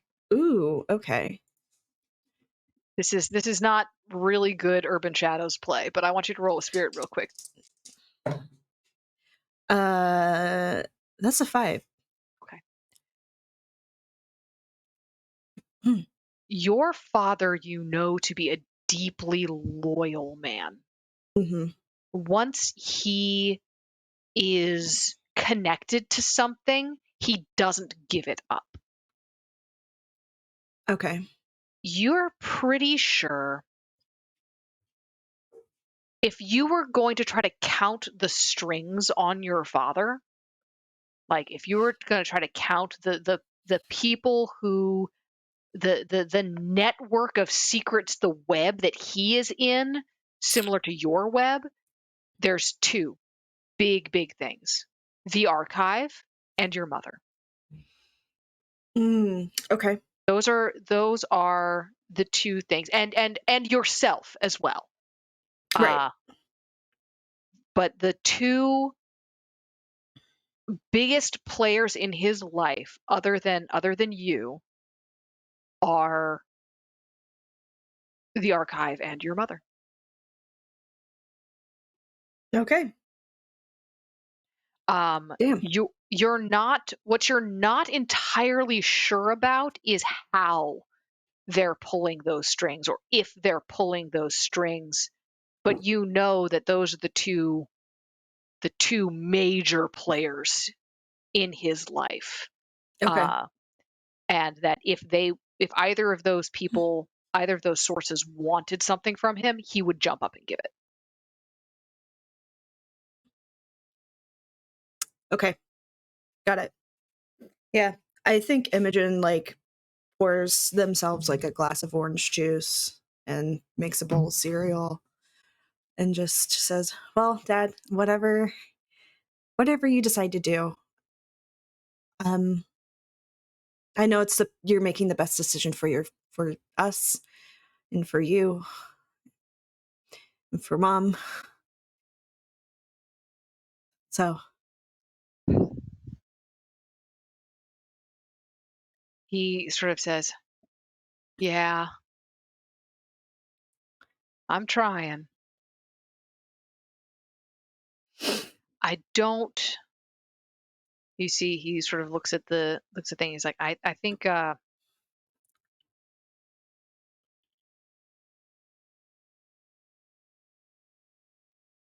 got to think some more about what I want to do. You know, you're in the same kind of boat.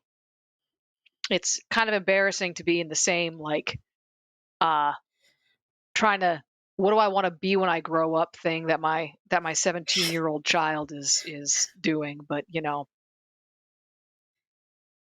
well, you know what they said on Sunday School Musical? We're all in this together. He knucks. I hate it. And I love that so much.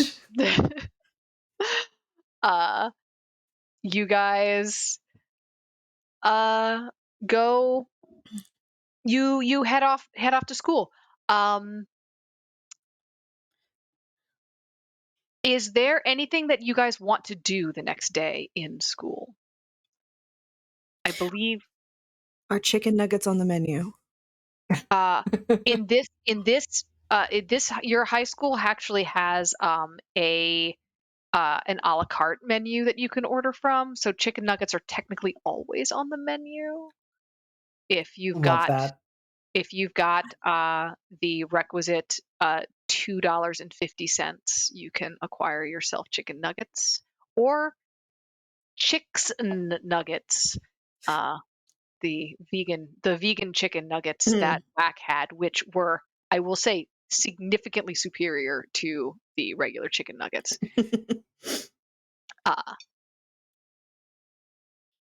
We're all in Christ together, so we know where we stand, hand in hand, and we'll go to hell. Nope, heaven. Incredible. Incredible, beautiful. I don't know if there's anything what's happening like the next day? Yeah, I don't know if there's anything specific that Jerome needs to get done at school, but I think at home he would have let Kathy know like everything he kind of found out at the meeting, the people he met there, like all that stuff, and let her know that he needs to go see Ace soon, like as soon as possible, because he's got sleeping pills to get. He's got to get cocaine for Mike. He's got like a to-do list of things he wants to accomplish. So yeah. Do you tell your mom about the cocaine for Mike? Yeah, absolutely. Ooh. Um, Cocaine for a jock party?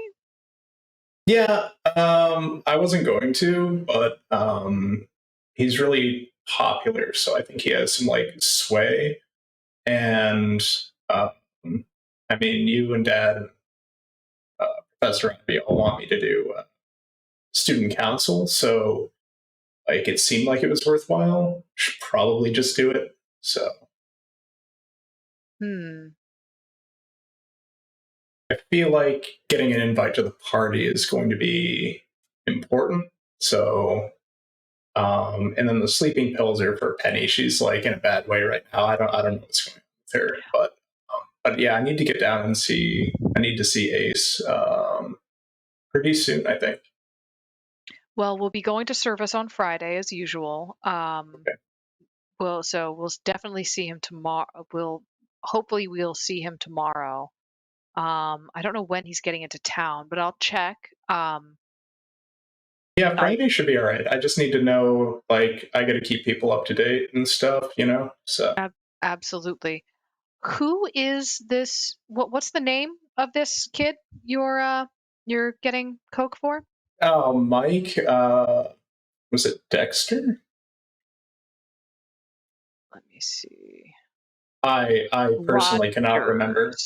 Rogers. Mike Rogers. Mike Rogers.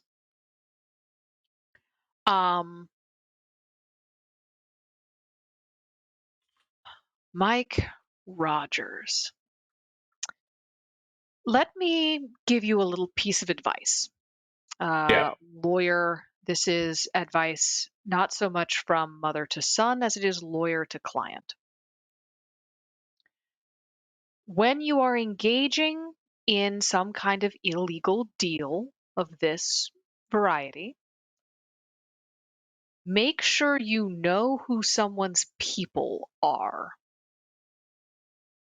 Yeah, that makes sense. And like I said, I wouldn't have. No. I don't think you're listening. Who is Mike Rogers' father? Oh. Does Jerome know this? Would Jerome know this? I mean, I roll with mind. Roll mind or faction? Yeah, you want to put a face to a name? Roll with faction. Roll with mortality. Yeah, we'll do that. Cool.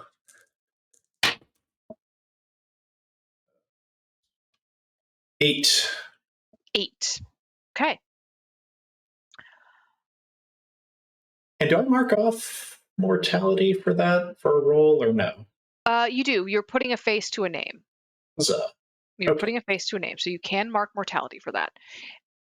You know that Mike Rogers is a, his father is the police commissioner. Okay. All right. You know his yeah.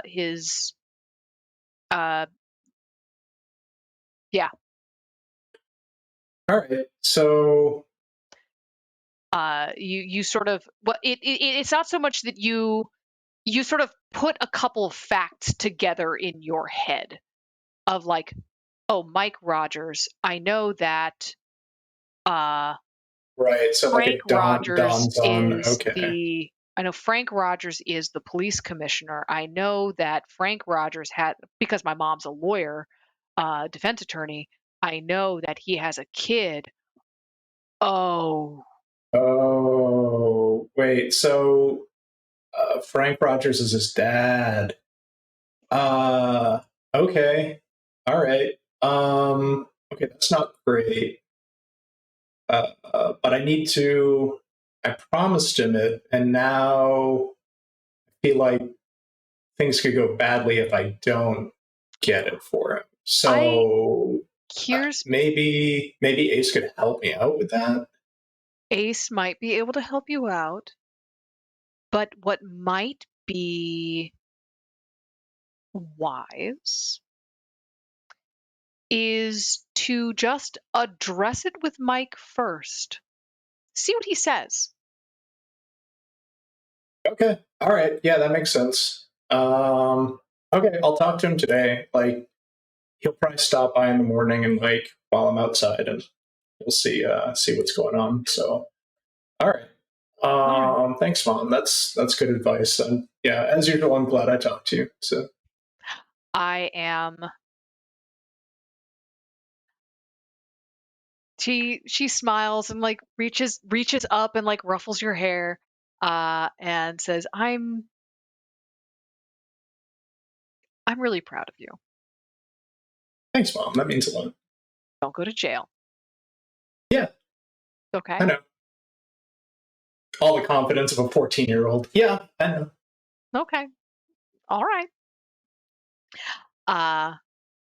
And she sends you off to school. Anybody else have morning or school day things? Okay. I think like would it be clear to Penny that she would just be like waiting for Jerome to find her for these drugs, or That's a good like question. did they set up a, because I think she's anxious enough that she might try to find Jerome, and also she might try to find Jerome because she's worried about the blood and the demon and the bird skull. You might try to find Jerome anyway, it sounds like. Yeah, I think she'd probably just want to check in on him. I mean, she probably knows where he is in the morning before class. Kind of, out front, just off school property. Right. Yeah. Absolutely. Penny will, 100% go to his usual like spot by the oak tree. There's a big oak tree out there. Oak tree. Yeah, of course. Mm-hmm. It just hey Jerome, are you still okay? Hey Penny, yeah, no, I'm totally fine. You look a little better. Did you sleep? Like, no.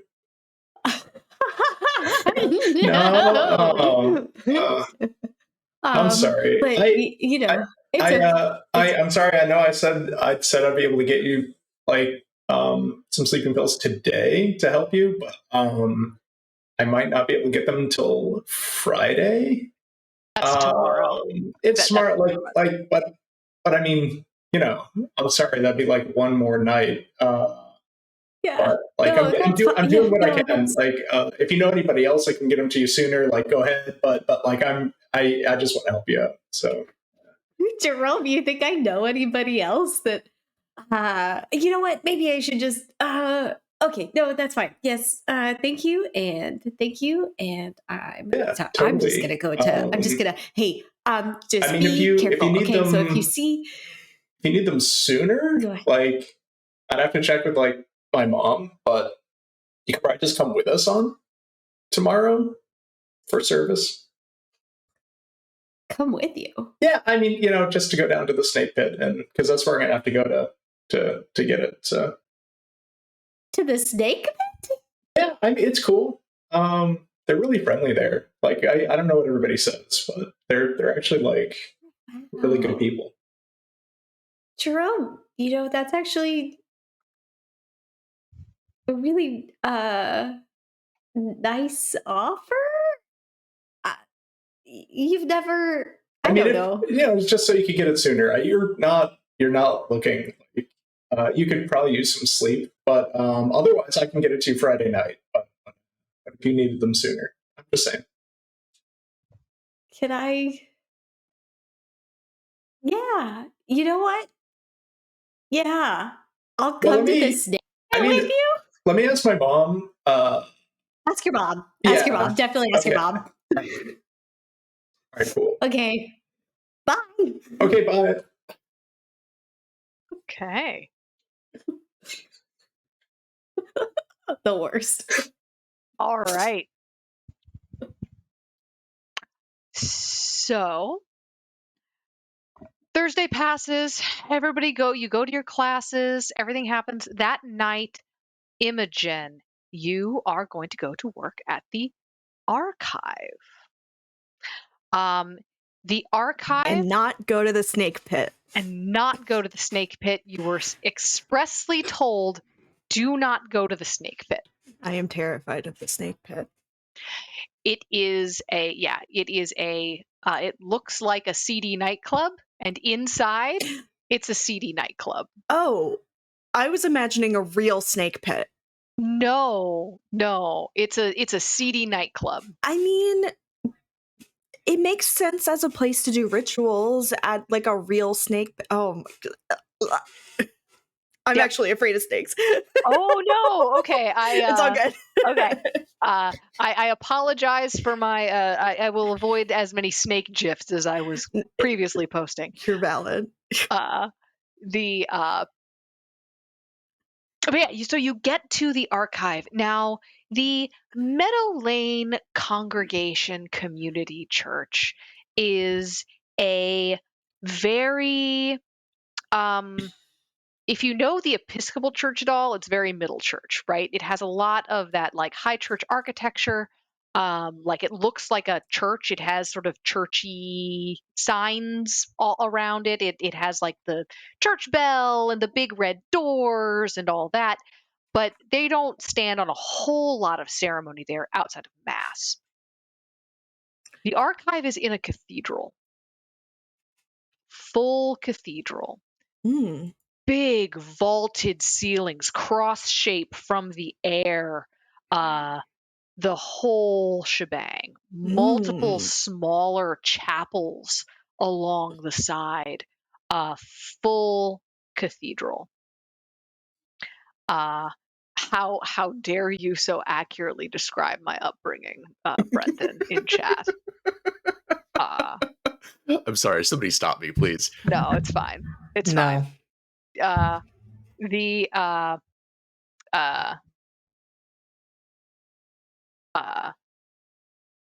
Anyway, I was gonna make a quiche joke, but the archive is in. It's a full cathedral, huge, massive building, multiple tiers, multiple towers. It's truly epic. The archive is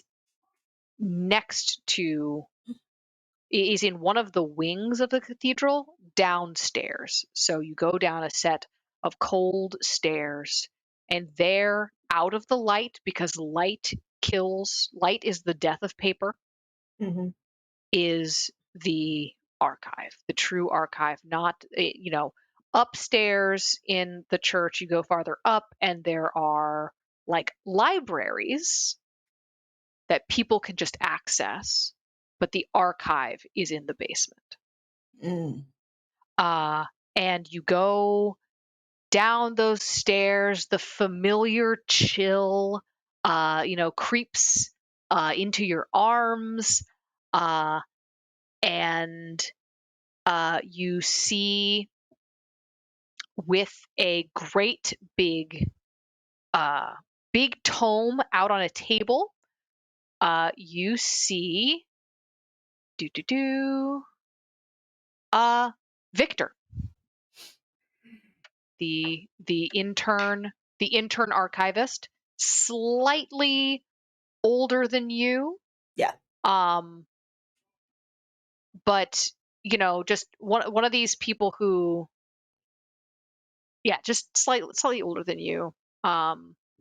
Filling out the books. He says, "Oh, hey, Imogen. Yeah. How are you?" I'm all right.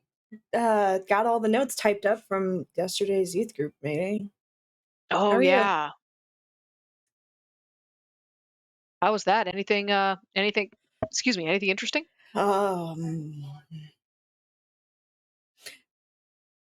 So much. There's so much. Yeah. Uh,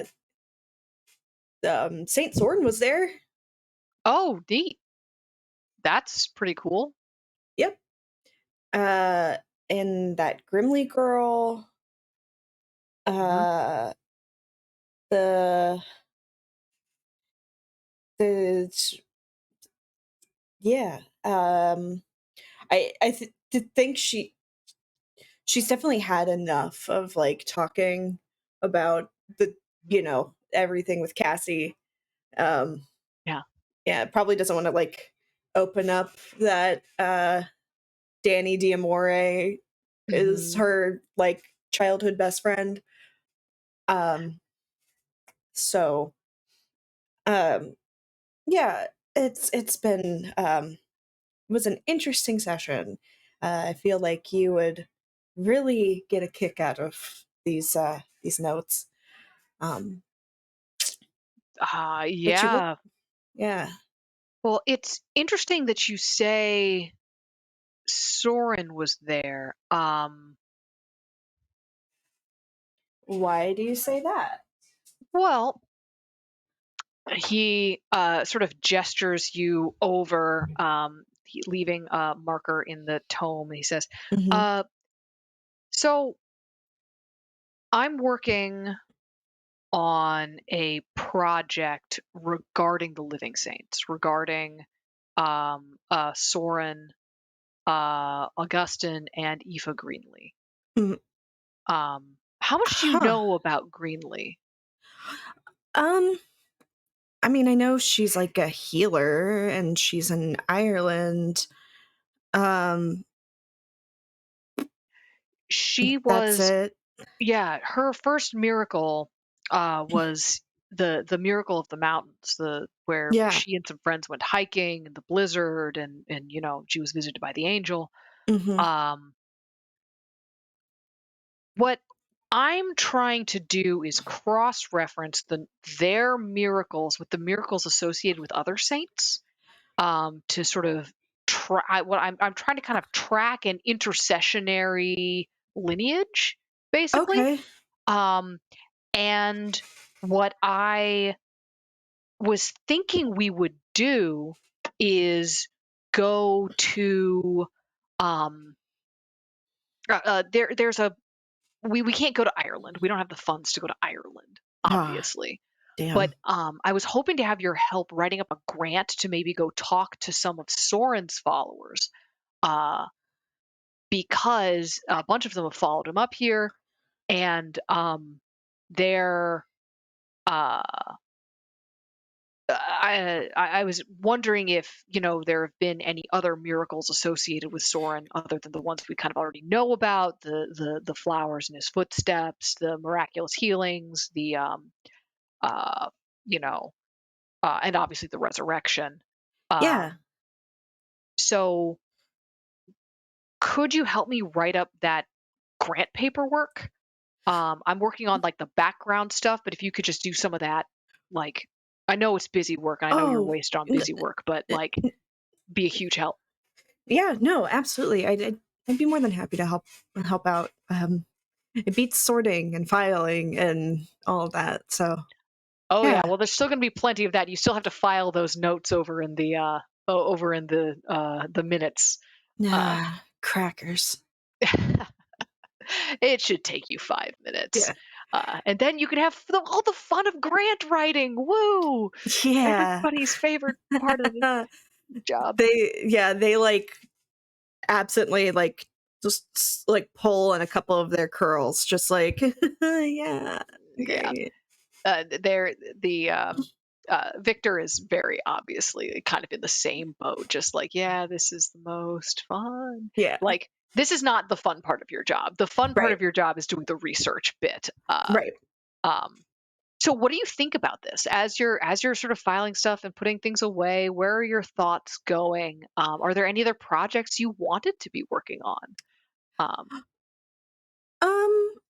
Actually, even though she doesn't want to talk about it, sorry, it is also time for me to check in my flight home tomorrow. So even though she doesn't really super want to talk about it, she is also interested in researching more about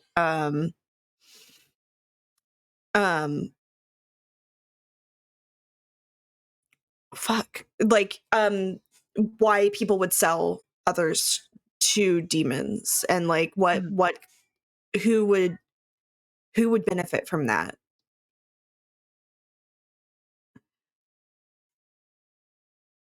Okay.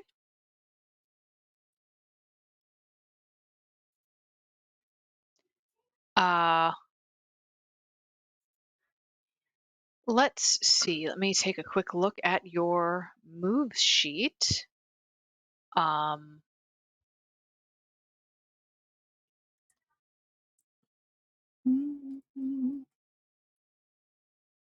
Okay.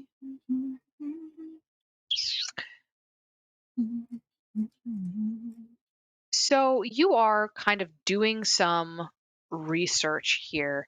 What are you working on first? So Victor asked you to fill out this paperwork. Mm-hmm. It probably takes you 45 minutes of your 3-hour shift. Yeah. Because you do 3 hours Tuesdays and Thursdays here. It probably takes you 45 minutes to do this, and the rest of the time you can be doing research. Where's your focus? I think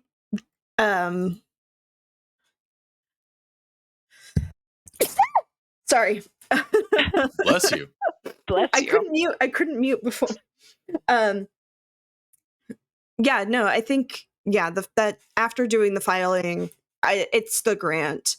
But I definitely like take that note and probably like my employee file that is something I'm interested in researching, or like whatever notes that I have to, like my log or whatever. Okay. Okay. So you put that in your like kind of like request for access some of the Mhm. books on Yeah. this particular form of Mhm. anti-Christian behavior, heretical behavior. Mhm.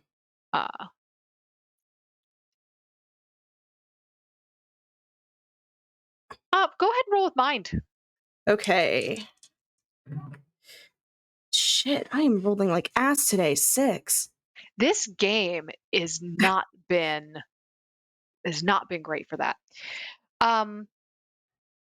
So you are finding that this is a very early stage to this project. Like, you're just starting to write the grant, so you're really just looking for various other studies, other things that have been done on this before to compare it to, or to say this research is necessary for these reasons. Mhm. So this is kind of a treasure hunt a little bit. It's kind of like, okay, well, I don't really know what sounds right. You're doing a lot of like cross-referencing things, like looking Yeah. at the references in other books and trying to find them. So you are walking back to your desk with a stack of books and of like reference sheets for books that are not there, but you Yeah. know you want to look into. When in walks with a look of uh, kind of dismay is Ms. Malcolm. And Huh. she walks in, looks at you, looks at Victor and says, is there anyone else here right now? Is Harold here?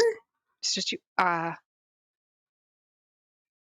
She looks around, she calls out for him, and he sort of walks in like, what's up? We are we're getting our funding cut.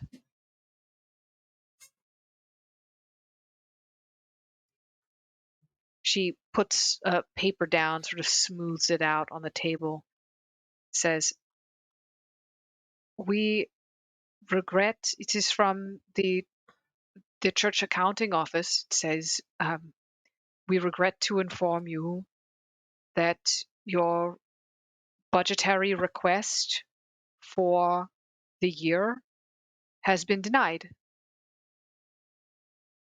Oh. And the budget they are giving us is about 3/4 of what we needed it to be.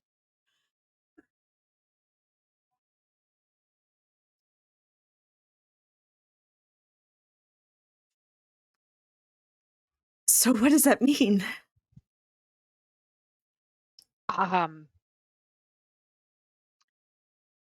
Well, it's going to kind of depend. We're going to need to focus. It means probably more review for any new projects. It's going to mean we are going to be running very lean for a while. It's going to mean that we're probably not going to take on any more interns. It means that the internship that you have, Imogen, the high school internship has never been paid, but I'm so sorry, Victor, the college internship has been for ages and ages. His face just falls. She's like, I'm going to try to keep up the scholarship fund, but I don't know that the college program, we might have to, this guts us.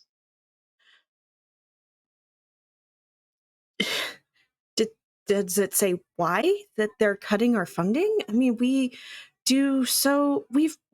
provide immediately, like, if you could like zoom into Imogen's brain already, like the conspiracy theory board is being tacked up of like red string of like, okay, who's the one doing this, who, like, why, where did Imogen fuck up along the way to cause something like this. But on the outside they're stammering, just unable to put words to their myriad thoughts.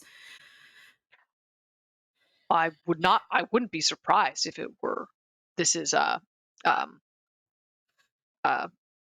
what's his face, the guy we don't like, this is Harold. Yeah. I wouldn't be surprised if it had to do with Kid.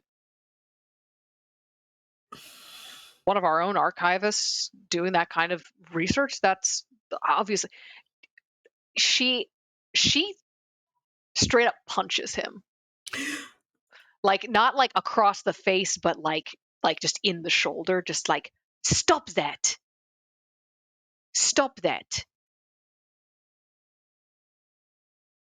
that doesn't help anyone. He's just like, oh fuck, this is This is He's been out a of here. hostile work environment. My dad's been out of here for 2 years, Harold. Well, yeah, I mean, 2 years. He's, Why? But sure. Blame him. he harumphs. This is not the time to be trying to point fingers, because the fact is that I don't know why they are cutting our funding. It could be this has happened before.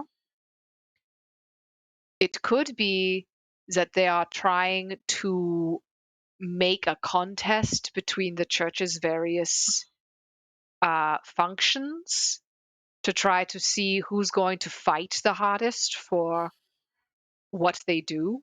So what I'm going to need from all of you is the absolute most focus on what the good that the archive does. I need us all to be on our absolute best behavior everywhere we go. We need to be pristine. Pristine, Harold. And he I'm fine. I'm fine. I would like to roll to keep my cool, and I want to avoid anxiously throwing up. Okay. Do it.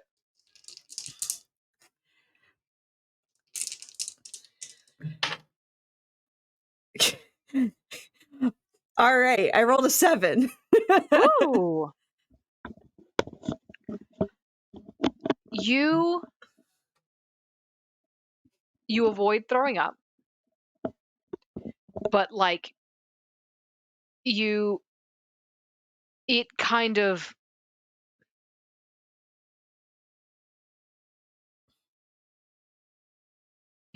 turns into a coughing fit. Mm-hmm. Like you just start coughing, and as you're coughing, you start crying. Like there's just tears streaming down your face as you're coughing, and you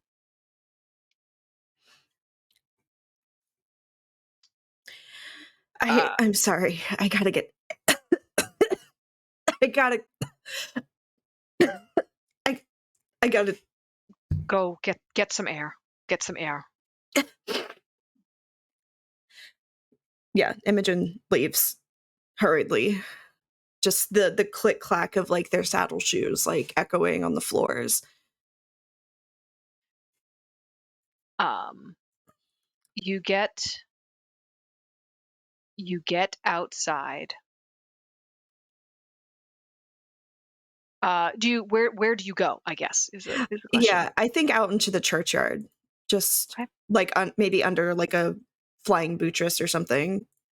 Okay, so outside the church, sort of on church grounds. Mm-hmm. There isn't really a courtyard or anything like that, but there is just sort of the side of the church. You can be kind of hidden in greenery and buttresses. Yeah, just to put my head between my knees for a second. Absolutely. Ms. Warwick? Is that you?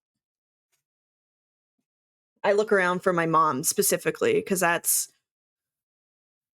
You instead see Sam Harrow.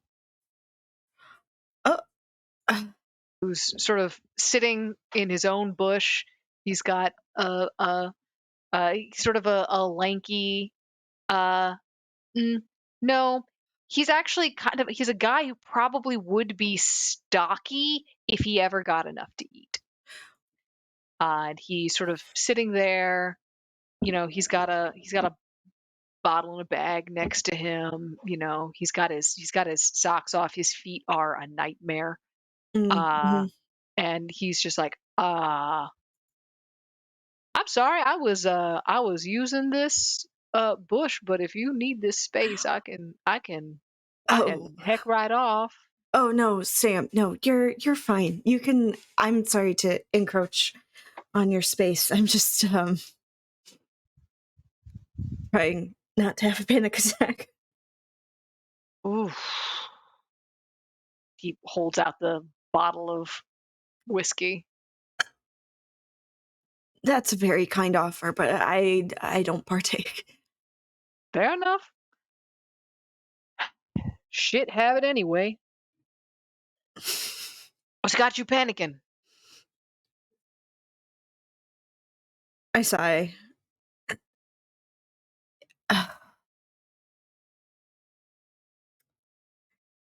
Actually, maybe you might be able to know. Eh, uh,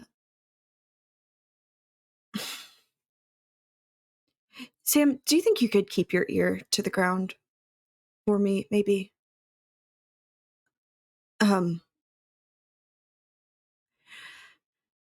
Can you? Is there a way you can figure out who cut the archive's budget? Or made the order to cut the archive's budget?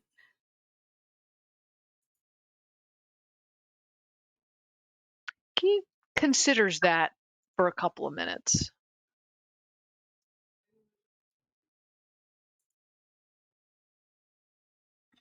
You'll owe me. Yeah, of course. Whatever you need from the archive.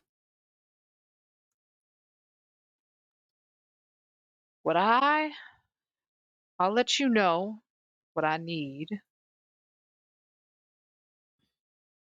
What I can do for you,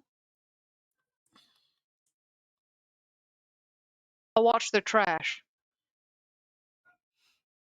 Get a ride on the see if the shredding company they use needs somebody to drive their trucks for them for a minute. I can get you a couple of boxes of paper. I'll Okay. leave it at the usual drop site. Do you want me to roll expert negotiator? Or persuade an NPC? Sure, go ahead. I'm basically using this as if you are because he's in your arcane network. Yeah. So he's an NPC who's kind of already, but I will. Yeah, go ahead. Yeah, Go maybe ahead. just see like the quality of the info he can get. Absolutely. Okay. Oh, okay, great. That is, hold on. With heart. Okay. Oh, okay, that's a 10. Whoa, okay. Yeah. So yeah, he nods and is just like, what I can do, I cannot promise you the quality of what you get out of this. As you understand, this is literally garbage that I'll be sorting through. Yeah. No, I mean, it makes, yeah, you got to do what you can with the resources you have. I know that well.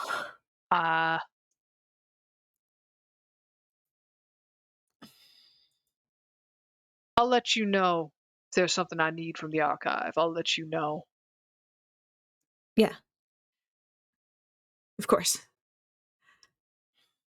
I'm good for it. I know you are. I know you are.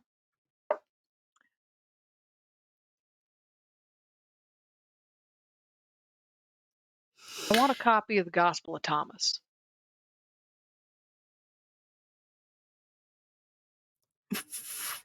For what? As for my business. I don't need an original. I need a copy.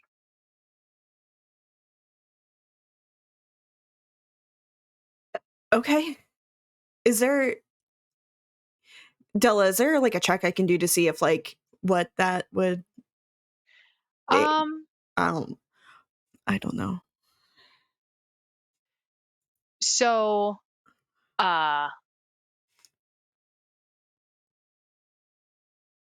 So, so are you looking to see if the archive has a copy of this, or are you looking up like even what this is? Like, what are you Yeah, looking up? I don't know what it is. Oh, it's one of the actually the um Coptic or Gnostic Gospels. It is extra canonical sayings of Jesus. Mm. They were actually discovered in Egypt in the 1940s. Oh shit. This is a real thing, by the way. This is not a made up urban shadows. You can look at the Wikipedia article. Okay. That's what he's asking for. Yeah. Yeah, I can get that for you. All right. A copy. A copy. The original. Do I look like I can No. take care of original Coptic script? No, of course Scroll not. papyri. You reckon I'm gonna keep that in my backpack? No, of course not. No. No. Printer paper will be fine. Okay. Yeah. I got you. I can get that for you. Thank you for your assistance. Um.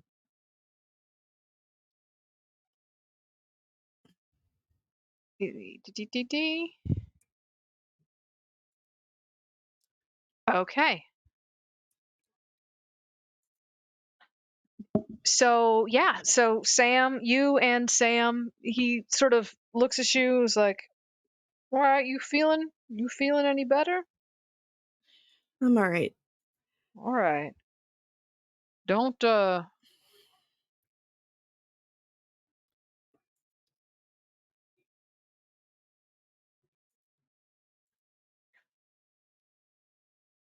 don't pin your hopes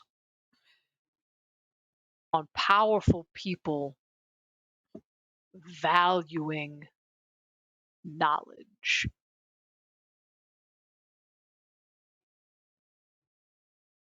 That's all I'm gonna say. I'm not gonna say too much more than that. I'll get in trouble. I don't want to get in trouble.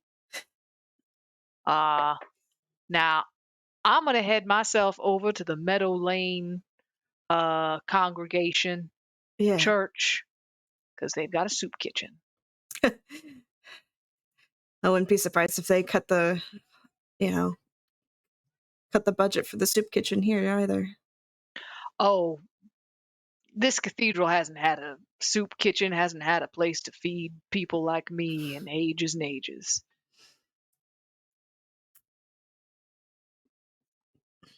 And he sort of That's heck. waves at you, puts his shoes back on, for which you are profoundly thankful, and uh, walks away.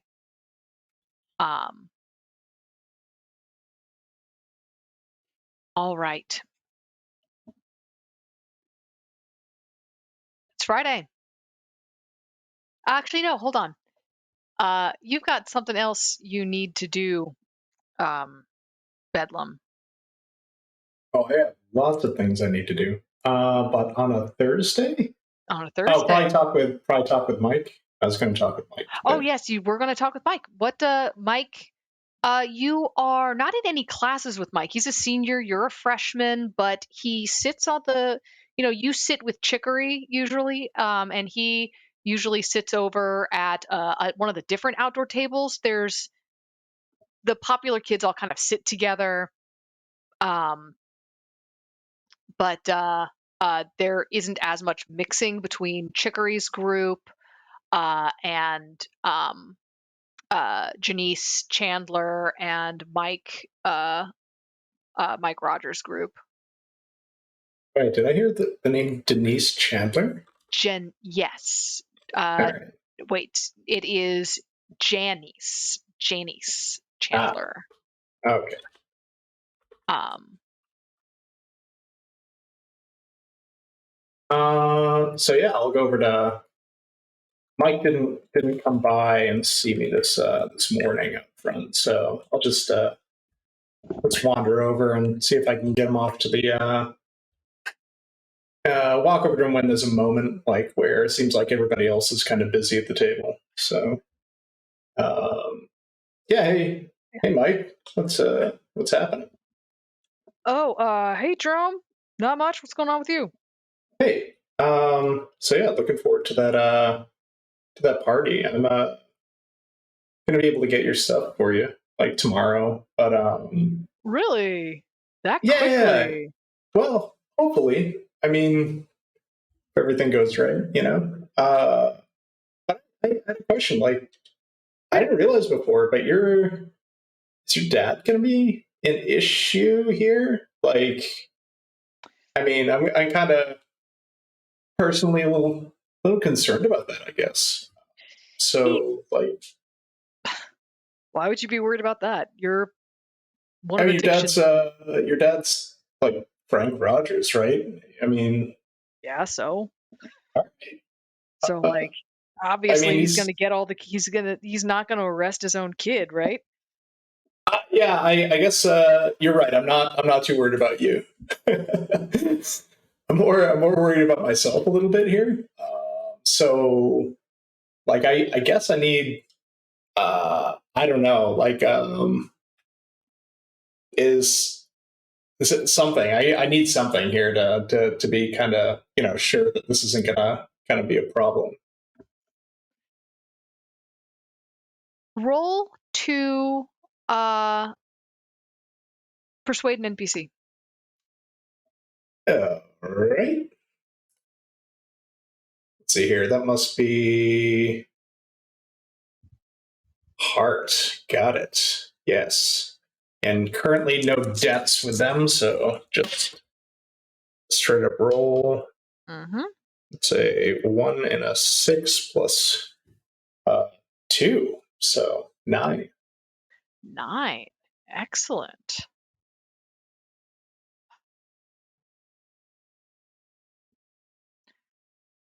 Look, if you can't get the stuff, you can't get the stuff. Right? Not a big deal. Yeah, I want to make sure your party goes well. You know, uh, I guess I'm a little worried because it didn't occur to me before that your dad's kind of a big deal. So I guess it's just Look, he's gonna be out of town. Me and my mom are going out of town for 2 weeks. okay, all right, that's good enough for me. And can you promise if anything goes down, not to say anything about me? Absolutely. Okay, cool, Mike. I appreciate it. Thank you. Oh, this man, I'm not even gonna make you roll. This man is lying to you. Oh, He I will thought throw I. you Oh. he will throw you under the bus. Like you do not have to roll. That absolutely was so transparent. If anything goes wrong, you will actually probably be the first person thrown under the bus. Oh man. Okay. I thought I succeeded in that persuade. I need to. No, Mike. I'm serious. Like I can't take the risk if you're gonna say anything about me. You know, you could just say you got it from. Just say you got it from Ace. That you went down to the Snake Pit. You know, everybody knows that place. Everybody. That's an easy one, right? He kind of looks around, says, "All right.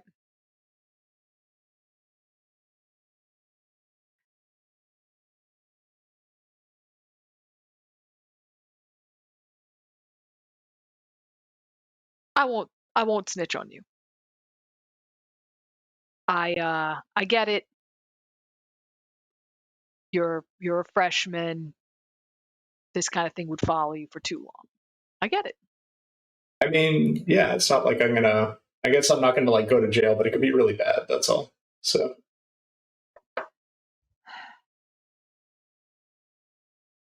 All right, I appreciate it, Mike. Thank you. He nods. He's not gonna. He says, if something goes wrong, you owe me. Yeah. I see. If I'm gonna put my right. neck, if I'm putting my neck on the line for you, I recognize you're putting your neck on the line for me. Cool. But No, you're also cool. getting something out of this deal. I am purchasing something from you, right? If I'm gonna put my neck on the line, then for you, you're gonna owe me. So Okay, let's that make sure sounds we are good. both this is a drain we circle together, my friend. Totally understand. Absolutely, Mike. I'm there with you. All right. And he sort of nods and kind of goes back to his table. You do not receive an invite to sit with him. That makes sense.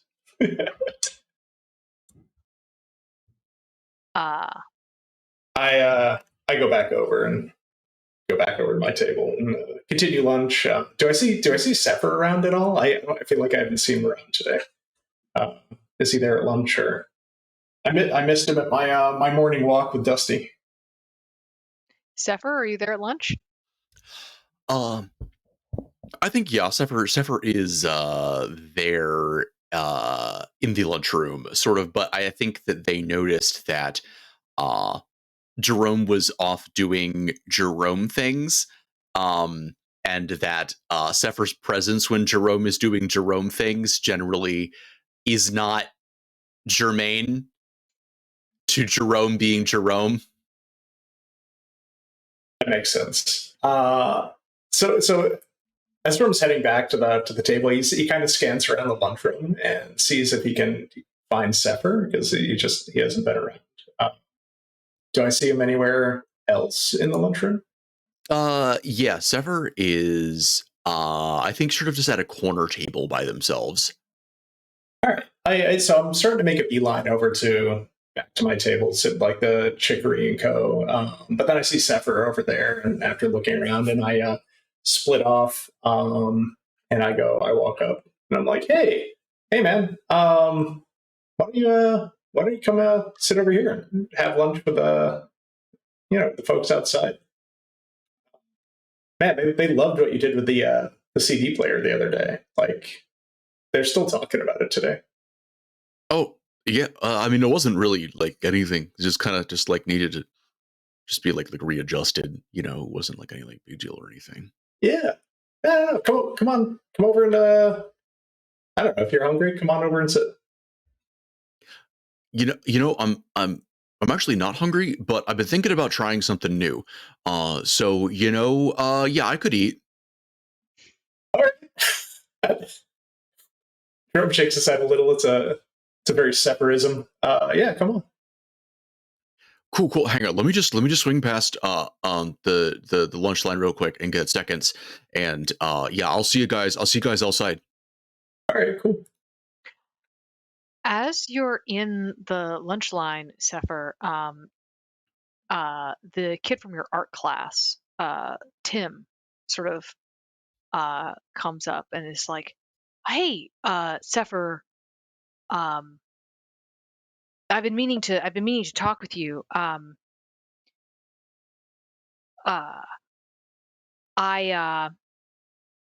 was wondering if you, I was thinking I was talking to Dr. Jones about this, about what if we put together like a robotics club? Would you be interested in that? Like an electronics club, like a robot, like because I know you like shop class, and I know that I've been like sitting here thinking like these like the arts curriculum here is kind of boring, and I wanted to do something more concrete. And then I talked to my dad about it, and he was like, well, what are you doing, Tim? What are you doing to change things, Tim? And so I thought, like, what if we did a robotics club? What do you think? Oh, yeah, no, like robotics are cool. They're cool. They're cool. Really cool. Like I'm kind of interested, but also like I'm like really busy with like the church stuff. Um, But like, no, I think it's a really good idea. I think, like I said, I think if you talk to Mr. Kramer, were we able to get you into Mr. Kramer's shop class? I can't get out of my other class. It's I can't the conflict. Well, I can't. I gotta take that class to it sucks, man. I'm sorry. graduate. But no, if you talk to Mr. Kramer, I think he'd be willing to be like a faculty sponsor or something for it. I'd love to do it, but like I got like a lot of stuff going on, like with like the church group and stuff like that. I just, but I love that for you though. Oh, yeah, okay. He looks really disappointed. Like, oh yeah, okay, yeah, no, I get it, there's obviously there's a lot going on. Yeah, I'm gonna keep looking for a faculty sponsor. I'll talk to Mr. Yeah, I'll do that. I'll do that. And he's like, yeah, it's good seeing you. And he kind of walks away, like, and he just wanted to be friends so badly. You guys,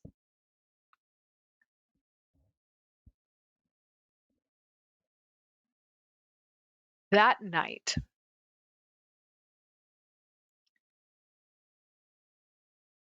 Jerome, in your dreams, you are, as usual, walking down a hallway, one of the school hallways, and you turn to go into a classroom that in the actual map of the school building doesn't exist. There isn't a classroom here. And you open the door, and sitting at the desk is Professor Ivy.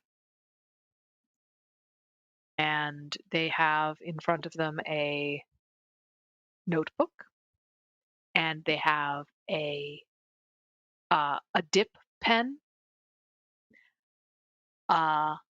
and it's a glass dip pen. They dip the pen into some ink and say,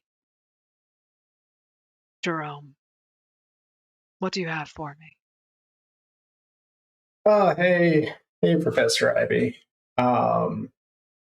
Jerome takes a seat in one of the desks near her front desk and sort of sprawls a little bit as he kind of has to. Those small seats. Yeah. All right. Let me think. So, all right. So I told you about that youth group that was going to be coming up. Yes. And there's a lot of people there. So I just met Chicory St. Bride recently. She's definitely very, certainly supernatural. I think she might be a changeling. There's this vampire, Katarina. I didn't get her last name. She says she's from Minnesota, but I don't know. Her accent does not sound like she's from Minnesota. I see. She could be Eastern Europe. I'm not sure. Could be from Minnesota. I don't know. But that's just a feeling. There's this guy Matt. He's co-running the group, and he's like somehow sworn to the spirit of the Chesapeake. So there's something there, definitely. And there's this kid, Boris. I think you're gonna find Boris interesting. Boris is he's like 12, and his parents like didn't pick him up even though they were home. So Mom and I gave him a ride home, and like I don't. He doesn't seem too well off. I think like he could probably use some help, some attention, And then yeah, Cassie or Danny came in, and I didn't know she's sworn to a demon though. I got her number and we talked for a while.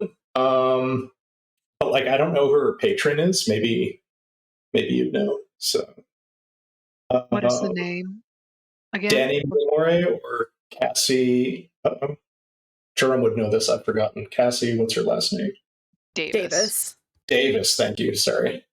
So Cassie Davis, although she's like pretty prominent now. She's like touring. She's popular. Although I didn't probably would have mentioned her before. I've known of her for a long time, but never knew she was supernatural. So yeah, Show me. I don't know. Show me.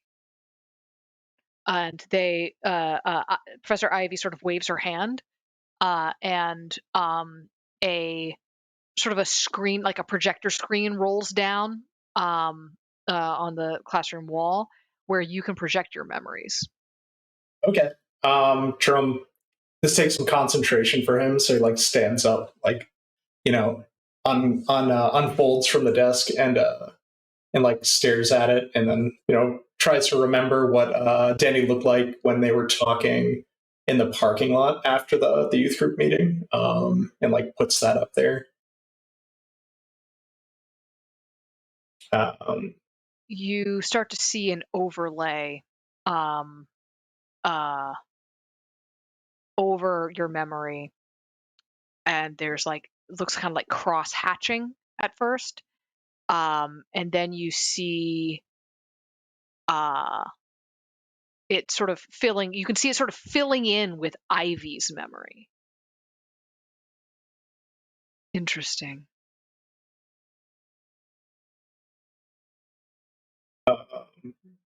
So what does Jerome see, as far as an overlay with Ivy's memory?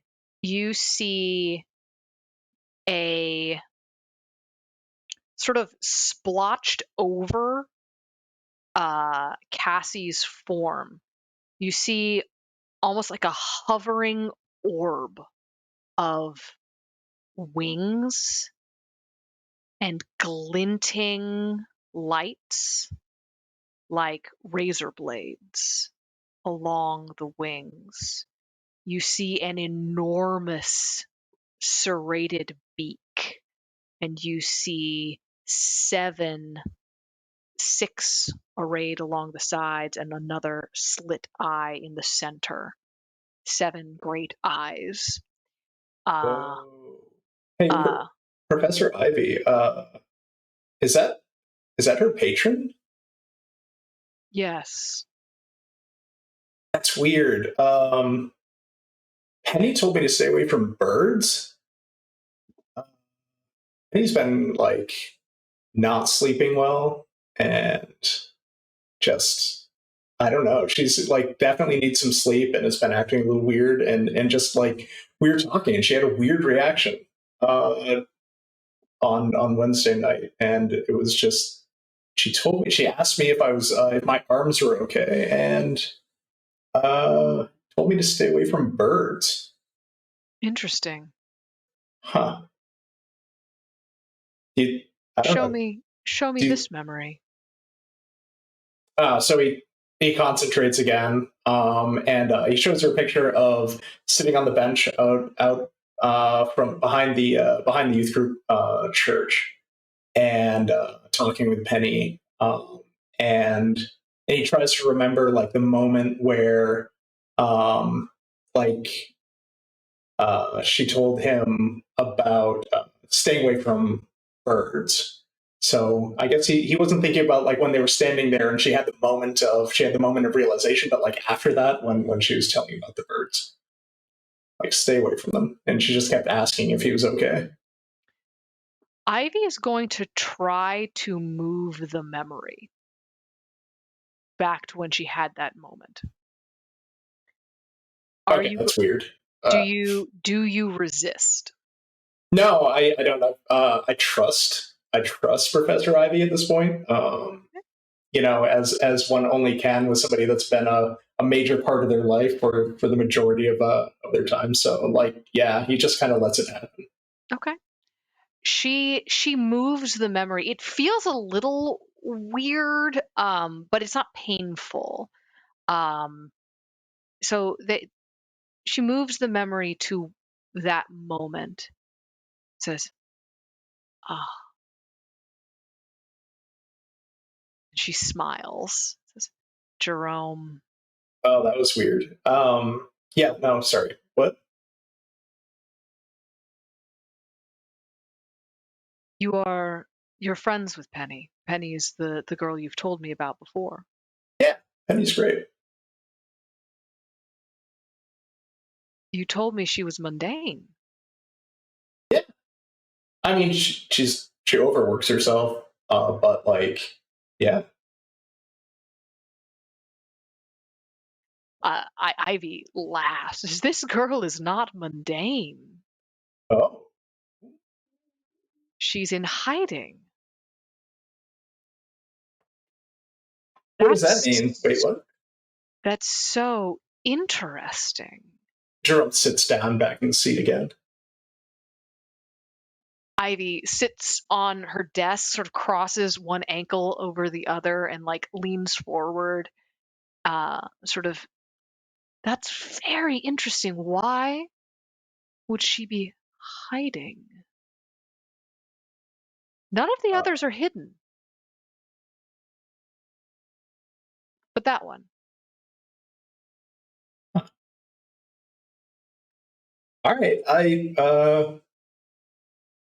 I'll try to find out more. Like, uh, but I mean, like I've told you about her before. She's very like devout, as far as the church goes. So, you know,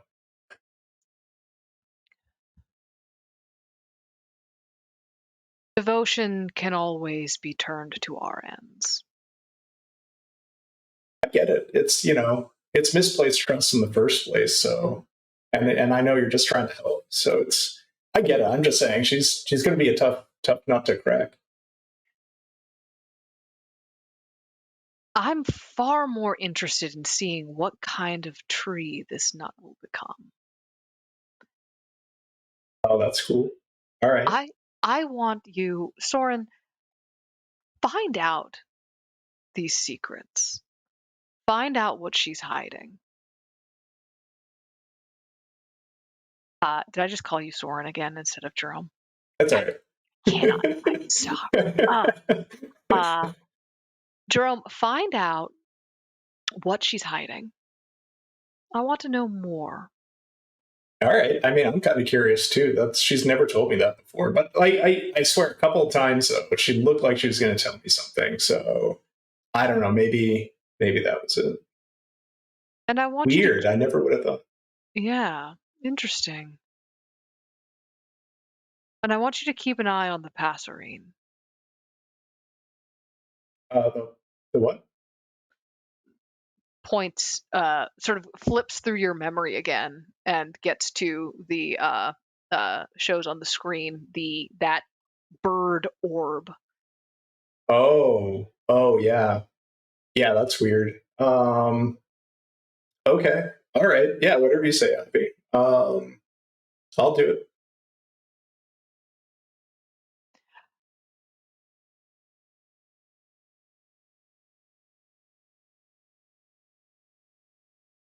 You've done very well today, Jerome. You have done very, very well. I mean, thank you. You're. It was you and my parents' idea to go to this thing in the first place. So I feel like it's also you. Thank you. Keep it up. Keep up the good work. I would love to see more of this. Yeah. Okay. I'm trying to get on student council too, so like maybe that'll help too. Excellent. You chat with Ivy a little bit more about student council. They listen, they chat with you about that. And when that's all kind of over, when sort of your meeting is done, they sort of they touch your forehead and uh they do this thing that they've done whenever they're like really happy with you. they have a way of rewarding you, which is basically to allow you to lucid dream. And you can dream whatever you want. And Yeah. so whenever like this is like has happened to you like 3 times in the past like 7 years, where you've come in and you've done something that they think is really cool, and they give you this gift, and they do today. You they sort of lead you to a door, and you are permitted to dream whatever you like. I'm curious, what do you choose to? What does Oh Jerome man, choose to dream? Jerome's been looking forward to this for a while now. And he just wants like freedom from responsibility, and he is like flying with Dusty through like the Alps. And he is just like going through the trees and then up on the mountains and like down again, and he is just like running with it. Free of obligation. There's nothing he has to like do for anyone. There's no like to-do list. Like he doesn't have like these things he has to do. He's just cruising, and he just enjoys it. Beautiful. Fantastic. You all wake up Friday morning. Um,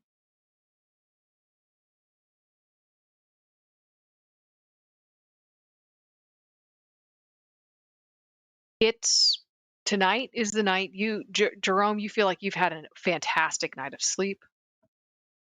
Penny, Yeah.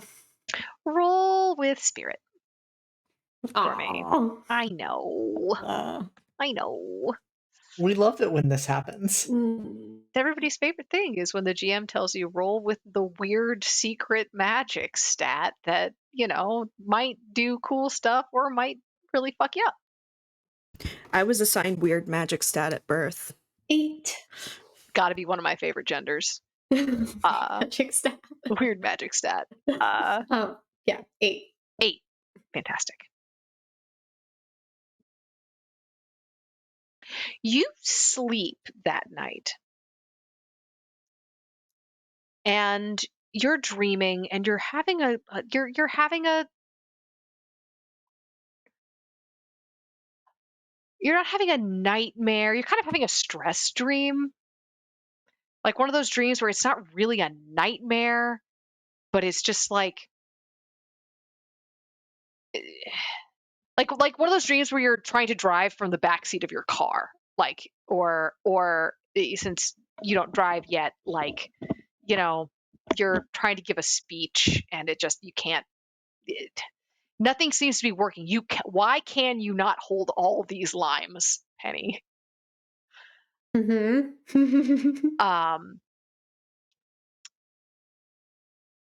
And you have a moment where you notice someone's watching you.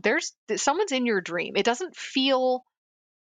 It's interesting because you're still dreaming and your dream logic is still in full force. It doesn't feel creepy or violating. There's just now somebody else there watching you Mm-hmm. not hold these limes.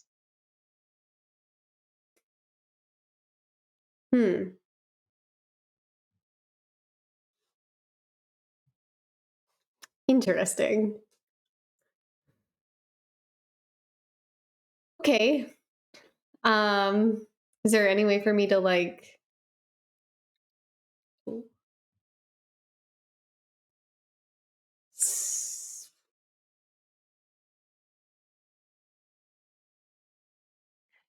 Dream logic is in control, but you can kind of control your body.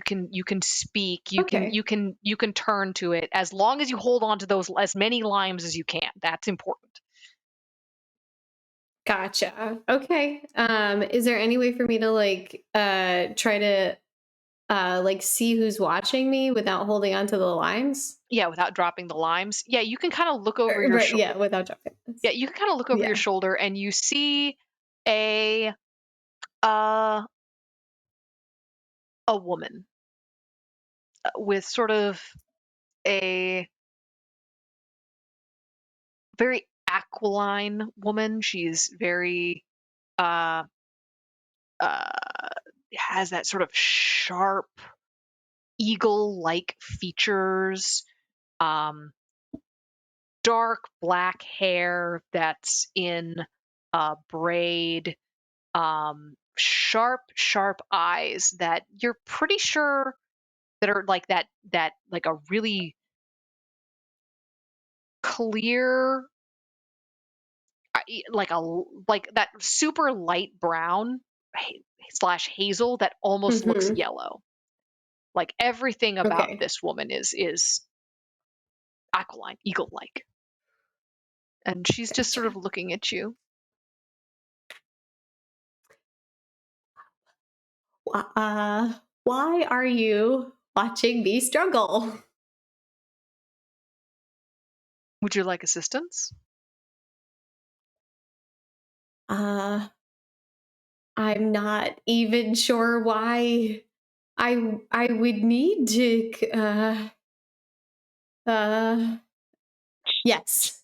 She stands up, walks over, and like picks up some of the limes you've dropped and kind of uh holds your hands in her hands a little bit, like, and sort of like making a bowl of her hands to kind of help hold in the other thing so that you're actually able to hold everything.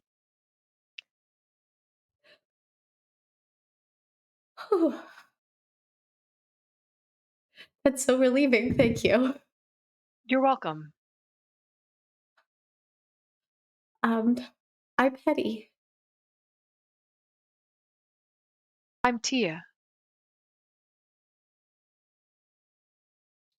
Hi, Tia. It's Uh, nice to meet you.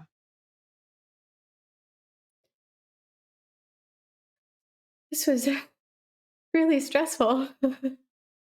uh, it's Stress so nice to meet you too. stress dreams are like that. You've been going through it. Yeah, yeah, I have. Oh God, yeah, I have. And I think Penny's gonna like her hands are starting to tremble, and the limes are starting to like fall out, and she's starting to drop them, and she's just gonna.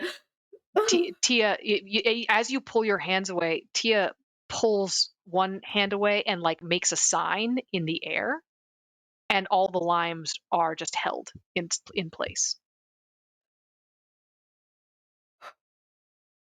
Look, ma, no hands.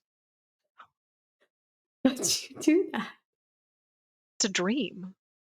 Magic can't be illegal in a dream.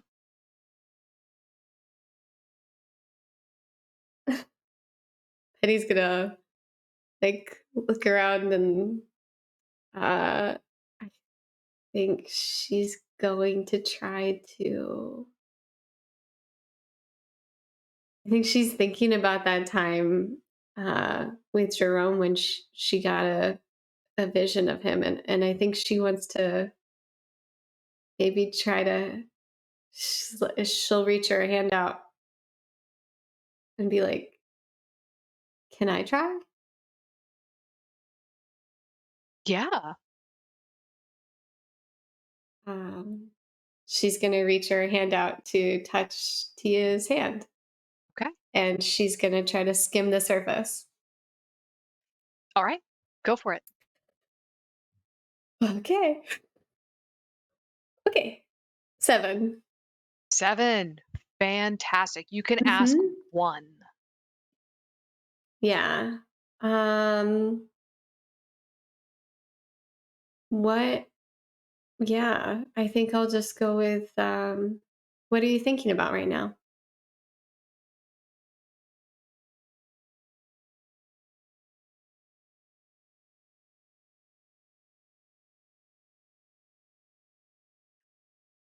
You this is tough because you know as you skim the surface here that this is not a this is a person, but she's astral projecting.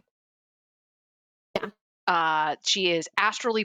This is another person astrally projecting into your dream. So you're trying to use this psychometric power in your dreams through this projection. So it's not. It's harder to grab thoughts. But it's still easy to grab emotions. And what you get from her is relief, affection, and like gratitude. And if there's a thought that you get, it's a I'm so glad we found you. Oh. And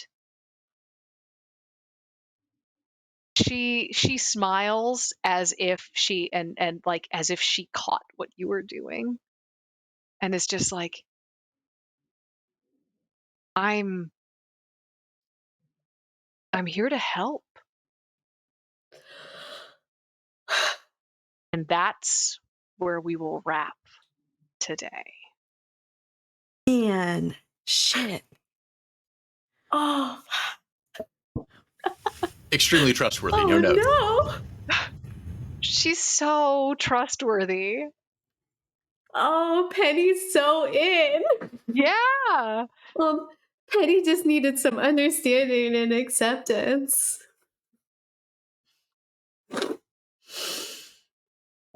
Incredible. All right.